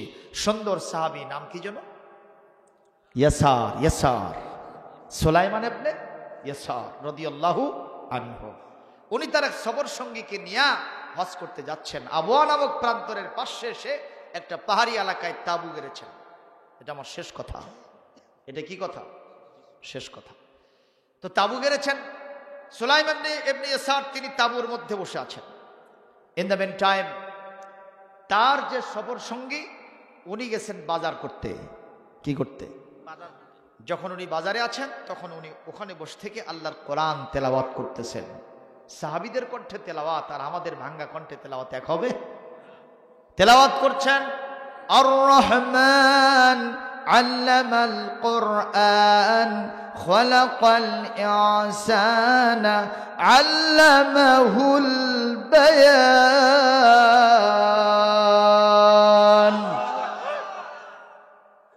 হাদিস শরীফ এসেছে যে কোরআনে কারীমের সূরা আর রহমান হলো দুলাভাই। সুবহানাল্লাহ কবেন না। একটা বাড়ির মধ্যে যত মানুষই থাক, দুলাভাই আসলে ওনার জন্য আয়োজন কম হয় না বেশি হয়? মানে রয়্যাল গেস্ট, ওই দিনে বাড়ির মজাই আলাদা। ঠিক না ঠিক? খালি দুলাভাই খায় না, শালা শালিরাও চেতায়। তো অনুরূপ ভাবে সূরাতুর রহমান কোরআনে কারীমের উরুস, ব্রাইড এন্ড ব্রাইডগ্রুম, দুলহা দুলহানির মতোই মর্যাদা। সুবহানাল্লাহ। আগামীকাল কোয়েন বাবা, আরো না জোরে হয় না? তেলাওয়াত চলতেছে। একজন মহিলা আসছে পার্শ্ববর্তী পাহাড়ি এলাকা থেকে। মহিলা খুবই রূপবতী সুন্দরী। পিছন থেকে ডাকতেছে, ইয়া আইয়ুহার রাজুল আতিনি শাইয়াম মিনকা, তোমার পক্ষ থেকে আমাকে কিছু দাও। স্বভাবতই উনি বুঝতে পেরেছেন কোন সায়েল মহিলা এসেছে, আমার কাছে কিছু ভিক্ষা চায়। ঠিক না ঠিক? উনি পকেট থেকে কিছু দিনার আর দিরহাম বের করে দিতে চেয়েছেন। ওদিকে তাকানো না, সামনের দিকে তাকায়, পিছন দিকে টাকা দেন, কারণ বেগানা নারীর চেহারা দেখা যাবে। নিষেধকার। আকুল্লিল মুমিনিনা ইয়াগুদ্দু মিন আবসারিহিম। ঠিক না ঠিক? আল্লাহ পাক কোরআনে কারীমে সূরাতুন নূরের 29 নম্বর আয়াতের ভিতরে ইরশাদ করছেন, মুমিন পুরুষদেরকে নবী আপনি বলে দেন পরনারী থেকে তারা যেন তাদের চক্ষুকে নিম্নগামী করে। এই কথা না শুনে আমার মা বোনেরা বলল, দেখতো হচ্ছে কথা কর, ওরা খালি আমাকে দিকে চায় থাকে। মা আপনি কেমনে দেখলেন? কথা কয় না। ওই ক্লাসের ভিতরে দুইজন ছাত্র আর ছাত্রীর মধ্যে গন্ডগোল কিনিয়া প্রিন্সিপাল গেল, বলে স্যার ওই সোনা খালি আমার দিকে চায় থাকে। প্রিন্সিপাল সাহেব বলতেছেন, বাবা ও মা আপনি কেমনে দেখলেন? আমি একবার না শাসনো। তাহলে ইনি সাহেব ওইদিকে চাইছে। এখন কোরআনের আয়াত নাজিল পরবর্তীতে আসছে, আকুল্লিল মুমিনাতি ইয়াগদুদনা মিন আবসারিহিন্না, ও মহিলারা তোমরাও তোমাদের চক্ষু পরনারী থেকে নিম্নগামী করো। উভয়মুখী আমল যখন হবে, এদেশের রাস্তাঘাট আল্লাহর জান্নাতের বাগান হবে। কিন্তু আমল দুই দিক থেকেই উঠে গেছে। জোরে কোন ঠিক না ঠিক? হাই রে বাবা, ফোনটা যখন আসছে এই আমলটা বাড়ছে না কমছে? পচা পচা নারীদের এমন কোনো দেহ নাই 7 পর একটা ছেলে মেয়েদের কাছে আসে না। ঠিক না ঠিক কোন? এই ফোন যখন আসছে, আহারে কোরআনে কারীমে আল্লাহ পাক বলেন, ইসমুহুমা আকবারু মিন নাফইহিমা, এটার উপকারের চাইতে অপকার বেড়ে গেছে। ঠিক এত আস্তে এই ফোন ছোট্ট ছোট্ট সোনামণিদের হাতে উঠে দেবেন না, কিন্তু না দিলে আবার গলার দড়িও দিতে পারে। এরকম ব্যাপার সেবার আছে না নাই? পেপার পত্রিকায় মাঝে মধ্যে আসে। কোন দিকে যাব তাহলে? একটাই পদ্ধতি, রাষ্ট্রীয় ব্যবস্থাপনা সংস্কার করতে হবে। যেই কিতাবের আদলে একটু আওয়াজ দিয়ে বলেন সেই কিতাবের নাম কি? আরো জোরে, জোর হলো না, সবাই বলেন। ওরে বাবা এবার থামেন। সুলাইমান ইবনে ইয়াসার কিছু টাকা পয়সা দিয়েছে। মহিলা বলে, লা আসআলুকা দিনারাও ওয়ালা দিরহামান, তোমার কাছ থেকে টাকাও চাই না, পয়সাও চাই না। কি চাও? কয় স্বামী স্ত্রীর মধ্যে যেইটা হয় সেইটা চাই। আরো জোরে হলো না রে? এইটা বলাও শরাব। সুলাইমান রাদিয়াল্লাহু তাআলা আনহু সিজদায় পড়ে যাওয়াও সারা, কাঁদতে কাঁদতে গড়াগড়ি দিয়েছে। মহিলা কিছুক্ষণ দাঁড়ায় থেকে ব্যর্থ মনোরথ মায়ুসা হয়ে মহিলা ওখান থেকে আস্তে করে লেজ গুটায় নিয়ে পালায় চলে গেছে। ওর চিন্তা, কিছুক্ষণ যদি দাঁড়ায় থাকি এই সুলাইমান এই ব্যক্তি কাঁদতে কাঁদতে বেহুশ হয়ে মারাও যেতে পারে। 1 নম্বর আসামি হওয়ার ভয় আছে, পালায় চলে গেছে। ইতিমধ্যেই ওই বন্ধু সাহেব বাজার করে ফিরে আসছে। এসে যখন উনি টের পাইছে বন্ধুর আগমন ঘটেছে, আস্তে করে চোখটা মুছায় নিজেকে স্বাভাবিক হয়ে গিয়েছে। ইন দ্য মেন টাইম ওই ব্যক্তি যিনি বাজার থেকে আসলেন, বলেন তো এতক্ষণ যিনি ফুপিয়ে ফুপিয়ে কেঁদেছেন, গড়াগড়ি দিয়েছেন, এত তাড়াতাড়ি কান্নার আসরার প্রভাব কি মুছে ফেলা সম্ভব? কথা বলেন না কেন? ইনি জিজ্ঞাসা করছেন, এ সুলাইমান, নিঃসন্দেহে তুমি কান্দাকাটি করছো, কেন কাঁদলা বলো? বলে পরিবারের কথা মনে হয়েছে, কালকে রওনা দিলাম, আজকে পরিবারের কথা মনে হলো। এটা অন্য কেউ বিশ্বাস করলে করতে পারে, আমি পারি না। সুলাইমান রে বলো কেন কাঁদছো? সঙ্গে সঙ্গে জোরে সোরে যখন ধরেছে, উনি বলেছেন ঘটনাটা এরকম ঘটছে ভাই, লা তাত্তালি আলাইহি আহাদা, এই কথা আমি আর তুমি ছাড়া অন্যর কাছে বলা যাবে না। এইবার সুলাইমান কান্না বন্ধ করছে। যেই বন্ধু বাজারে গিয়েছিলেন, এই বন্ধুর কান্না আর থামে না, আগের ব্যক্তির চাইতে ওনার কান্না বেশি। এবার উনি জিজ্ঞেস করছেন, ভাইজান তুমি কেন কান্দো সেটা বলো। বলে একটা কারণে কান্দি, এখানে নির্জন কেউ ছিল না, একাকিত্বে এত সুন্দরী মহিলার প্রস্তাব তুমি গ্রহণ করো নাই। আমার ইমানটা এতই দুর্বল, এরকম পরিবেশ যদি আমি পাইতাম হয়তো ধৈর্য ধরতে পারতাম না, আমি হয়তো মহিলার সাথে জেনা ব্যভিচার মাতামাতি করে ফেলতাম। আমি সেই চিন্তায় কাঁদতেছি। তোমার ইমান, তোমার তাকওয়া আমার চাইতে বেশি। দুইজন চলে গেছে আল্লাহর কাবায়। কোথায়? আরো জোরে। আল্লাহর কাবায় যাওয়ার পরে তাওয়াফ চলতেছে, 1 চক্কর, 2 চক্কর, 3 চক্কর, 7 পর্যন্ত হয়ে যাওয়ার পরে হাজরে আসওয়াদের সামনে চুমু দিয়া নামাজের জন্য একটু অপেক্ষমান হয়ে বসে গেছেন। ইন দ্য মেন টাইম তন্দ্রার ভাব, ঘুমের ভাব এসে গেছে। স্বপ্নের মধ্যে একজন সুপুরুষ ওনার সামনে দাঁড়ায় গেছে। উনি ফুলের মালা জান্নাত থেকে নিয়ে সুলাইমানের জন্য রেডি। বলতেছে, ফুলের মালা পরায় দেওয়ার জন্য আসছি। বলছে, মান আনতা, আপনি কে? আপনাকে তো চিনলাম না। উনি বলতেছেন, আমার চেহারার দিকে ভালো করে দেখো। দেখার পরও বলতেছে না, চিনলাম না। উনি বললেন, আনা ইউসুফ ইবনে ইয়াকুব, আমি আল্লাহর পয়গম্বর ইয়াকুবের পুত্র ইউসুফ নবী। আমি জান্নাত থেকে এসেছি তোমার জন্য ফুলের মালা নিয়ে। কেন? বলে, তুমি ওই জায়গায় মহিলার সাথে যে আচরণ প্রদর্শন করেছো, যে আমলটা প্রদর্শন করেছো, আমি চিন্তা করলাম ওই মহিলা জুলাইখা আমাকে ফুসলায়া ওই কামরার মধ্যে নিয়ে গিয়েছিল। অন্তত কিছুটা ইচ্ছা তো আমি করেছিলাম মহিলার সাথে যাওয়ার জন্য, কিন্তু সেরকম একটা ইচ্ছাও তুমি প্রদর্শন করো নাই। আমি ভাবলাম সুলাইমানের আমল আমি ইউসুফ নবীর চাইতে অনেক বেশি, এই জন্য তোমার গলায় ফুলের মালা পরাতে আসছি রে সুলাইমান, তুমি ফুলের মালাটা গ্রহণ করো। কেন এরকম ফুলের মালার ব্যবস্থা হলো? একটাই কারণ, মহিলাকে উনি চান্স দেন নাই। কার ভয়েতে? এই ভয়টার নাম হলো ইদা যুকিরাল্লাহু ওয়াজিলাত কুলুবুহুম। আল্লাহর নামের স্মরণ যখন হবে, যেরকমই খারাপ কাজ আসুক, জেনা ব্যভিচার হোক, হত্যা সন্ত্রাস হোক, দুর্নীতি হোক, সুদ খাওয়া হোক, ঘুষ খাওয়া হোক, ওই মদ খাওয়া হোক, জুয়া খেলা হোক, ইয়াবা বাবা চাচা যাই হোক, যদি আল্লাহর নাম স্মরণ হয়, একটা মুহূর্ত দেরি করবে না, অন্তর কেঁপে উঠবে, ঝাঁটা মেরে বিদায় করে দিয়া আল্লাহর রাস্তা মসজিদে গিয়ে নামাজ আদায় করবে। এর নাম ইজা যুকিরাল্লাহু ওয়াজিলাত কুলুবুহুম। ও যুবক, তুমি কি রাজি আছো? গভীর রাত, চতুর্দিকে দরজা জানলা সব বন্ধ, তোমার হাতে স্মার্টফোনটা আছে, ইন্টারনেট সংযোগ আছে, এমবি আছে, ওয়াইফাই লাইন আছে।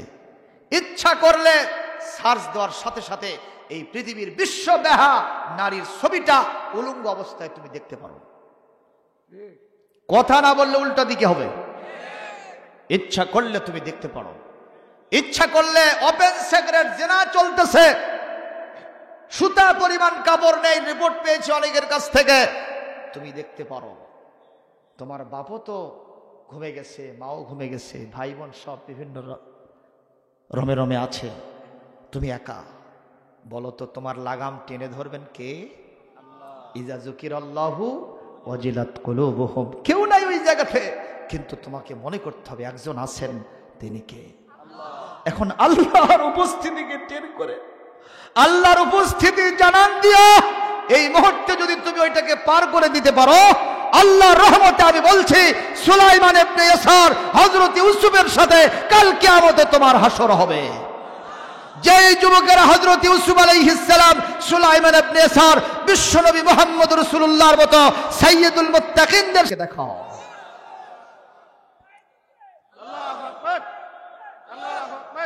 আল্লাহ পাক আমাদের কবুল করুন। সকলের দীর্ঘায়ু সুস্বাস্থ্য কামনা করে আজকের আলোচনা আমি এখানে শেষ করছি। والصلاة والسلام على رسوله الكريم وعلى آله وصحبه أجمعين. ربنا ظلمنا أنفسنا وإن لم تغفر لنا وترحمنا لنكونن من الخاسرين. রব্বুল আলামিন মেহেরবানি করে আজকের মাহফিলটাকে আপনার শাহী দরবারে কবুল করে নেন। আল্লাহ তাআলা শুরু থেকে পর্যন্ত যত অ্যাক্টিভিটিস আমরা অবলম্বন করেছি সবগুলিকে ইবাদত হিসেবে মঞ্জুর করেন, আমলে সালেহ হিসেবে কবুল করে নেন। আমরা গুনার সাগর বেয়ে গুনার বোঝা মাথায় নিয়ে মাহফিলে এসেছিলাম, যখন বিদায় হব গুনার বোঝা নিয়ে বিদায় হতে চাই না। আল্লাহ সবের বোঝা দিয়া রহমতের সাগর বেয়ে বাড়িতে ফিরায় নেন। রব্বুল আলামিন আজকের মাহফিল থেকে যা সওয়াব দেবেন এর হাদিয়া সোনার মদিনায় নবী করিম সাল্লাল্লাহু আলাইহি ওয়াসাল্লামের রওজা মুবারকে পৌঁছায় দেন। তাম দুনিয়ার মাটির নিচে অন্ধকার কঠিন কবরে ইমানদার মুসলমান নরনারী যিনি যেখানে শুয়ে আছেন সকলের আরো আর পরে সওয়াব পৌঁছায় দেন। খাস করে আমাদের মা বাপ যাদের দুনিয়া ছেড়ে বিদায় হয়ে গেছেন, বাবা মার কবরগুলিকে জান্নাতের টুকরা বানায় দেন। সবাই পড়েন রব্বির হামহুমা কামা রব্বায়ানি সগীরা। বাবা মার অবদান, যিনি যত দূর এসেছি পিতামাতার সময়োচিত সিদ্ধান্ত এবং আপনার খাস রহমত বড় কাজ করেছে মাবুদ। ওই মানুষগুলোর জন্য আমাদের বুকের চামড়া দিয়ে জুতা বানায় দিলে ওনাদের ঋণ কশিন কালেও শোধ করা সম্ভব হবে না। আল্লাহ শুধু দোয়া করলাম ওনারা যদি কবরে গিয়ে আযাবে গ্রেপ্তার থেকে থাকেন মেহেরবানি করে মাফ করে দেন, কবরগুলিকে নূর দিয়া মুনাওয়ার বানায় দেন। আল্লাহ তাআলা আমাদের দাদা দাদি নানা নানি ভাই বোন আত্মীয় স্বজন বিবি সন্তানাদি শ্বশুর শাশুড়ি আমাদের নিকটতম দূরতম আত্মীয় স্বজন যারা কবরে গেছেন, যাদের কথা মনে পড়ে যাদের কথা মনে পড়ে না সকলের কবরে আজকে সওয়াব পৌঁছায় দেন। আতাইল তারইল চাঙ্গা পাঁচপুকুরিয়া পালাহার সহ আশেপাশের গ্রাম পানিহালি পান্ডারপাড়া আল্লাহ সেই মাসিন্দা আশেপাশের বিভিন্ন গ্রামের মানুষদেরকে আমি দেখতে পাচ্ছি বাবু। আমি আহকার, আমি গুনাহগার, আমি সবচাইতে বড় নালায়েক। আমার আলোচনা শোনার জন্য এত দূর থেকে পরিশ্রম করে যারা এসেছেন আমি তো কিছুই দিতে পারবো না, সকলকে আপনার হাওলা করে দিলাম। এই মহব্বত কাল কিয়ামতে যেন নাজাতের ওসিলা হয়, কবুল করে নেন রব্বুল আলামিন। আল্লাহ এই বিভিন্ন গ্রামের, বিশেষ করে এই গ্রামের বিভিন্ন পুকুর পাড়ে বাজারে গোরস্থানে হাজারো আমওয়াত শুয়ে আছেন, তাদের আরো আর পরে সওয়াব পৌঁছায় দেন। এই মাহফিলকে তাদের নাজাতের জরিয়া বানায় দেন। আল্লাহ তাআলা এই মাহফিলের সভাপতি আমার ভাই আজহার সাহেব অসুস্থ, শিফা আজেলা দান করেন। আল্লাহ এই মসজিদের সভাপতি সেক্রেটারি কেশিয়ার ভাইজান এবং সম্মানিত গোলাম ইয়াসিন সাবেক মেম্বার সাহেব অনেক দিল খোলা মানুষ, আল্লাহ যে মেহমানদারি করাইছেন আল্লাহ আপনি তাকে জান্নাতের বাবুর্চিখানায় মেহমানদারির ব্যবস্থা করে দেন। আল্লাহ সবাইকে কবুল করে নেন। এ মাহফিল করার জন্য যারা পারমিশন দিয়েছেন, মাহফিলের পারমিশন সহসাই পাওয়া যায় না, নির্বিঘ্নে প্রোগ্রাম করার জন্য যারা সুযোগ করে দিয়েছেন তাদের উপরে খাস রহমত বরকত নাজিল করেন। মনের আশা জায়েজ তরিকায় কবুল করে নেন। আল্লাহ তাআলা যারা টাকা পয়সা বুদ্ধি পরামর্শ দিয়েছেন সকলকে কবুল করেন। মা বোনেরা পর্দায় বসে হাত তুলেছেন, জীবনের গুনাহ খাতা মাফ করে দেন। নিঃসন্তানীকে সন্তান দেন, স্বামীর সংসারকে সুখময় আনন্দময় করে দেন। আমরা যারা অসুস্থ সবাইকে সুস্থতা দান করেন। একটা আরজ করি, আমার এক বোন বগুড়া মেডিকেলে ভর্তি আছে বাবু, আজকে রিপোর্টটা শুনে মনটা খারাপ হয়ে গেল, স্ট্রোক করে পড়ে আছে বাবু। আল্লাহ কয়েকদিন যাবৎ তার মুখের কোনো কথা নাই, কোনো আওয়াজ নাই, চক্ষু বন্ধ অবস্থা। ডাক্তারেরা অনেক কঠিন কথা বলেছেন। আল্লাহ আমার বয়সে বোনটি অনেক কষ্ট জীবনে সহ্য করলো, এ মাহফিলের সদকায় তুমি তার রোগ ব্যাধি মাফ করে দেন। আল্লাহ তাকে শিফায়ে আজেলা কামিল হায়াতে তয়্যিবা দান করেন রব্বুল আলামিন। আমার অনেক ভাইয়েরা মহব্বতের মানুষ ফোন করে করে দোয়া চেয়েছেন, তার ভিতরে একজনের নাম মনে পড়ে, আমার শামসুল হক ভাই দোয়া চেয়েছেন। আল্লাহ তার মনের আশা জায়েজ তরিকে কবুল করেন। তার বাপ মা কবরে গেছেন, তার বাবাজি কবরে গেছেন, আল্লাহ তার কবরটাকে নূর দিয়ে মুনাওয়ার করে দেন। আল্লাহ আমার রব্বানি ভাইও দোয়া চেয়েছেন, তার উপর রহমত নাজিল করেন, তারও মনের আশা জায়েজ তরিকে কবুল করেন। আল্লাহ যার যে পাওনা, কাকে কি দিতে হবে এটা আপনার কাছেই লেখা, আপনার এলেমে লেখা। আমি সকলকে আপনার হাওয়ালা করে দিলাম, মেহেরবানি করে রহমত দিয়ে ধন্য করে দেন। যারা দান সৎকা করেছেন সকলের দানকে হযরত আবু বকর সিদ্দিক রাদিয়াল্লাহু তাআলা আনহুর দানের মতোই মর্যাদা দিয়ে কবুল করে নেন। যা আলোচনা করলাম আমি গুনাহগার, আমাকে আমল করার তৌফিক দেন। যারা আয়োজক শ্রোতা মণ্ডলী সকলকে ফায়দামান হাসিল করে যাওয়ার তৌফিক দান করেন। রব্বানা তাকাব্বাল মিন্না ইন্নাকা আনতাস সামিউল আলিম ওয়া তুব আলাইনা ইন্নাকা আনতাত তাওয়াবুর রহিম। সুবহানা রাব্বিকা রাব্বিল ইজ্জাতি আম্মা ইয়াসিফুন ওয়া সালামুন আলাল মুরসালিন ওয়ালহামদুলিল্লাহি রাব্বিল আলামিন। ওয়াজআল আখিরা কালিমাতিনা ইনদাল মাউতি লা ইলাহা ইল্লাল্লাহু মুহাম্মাদুর রাসূলুল্লাহ।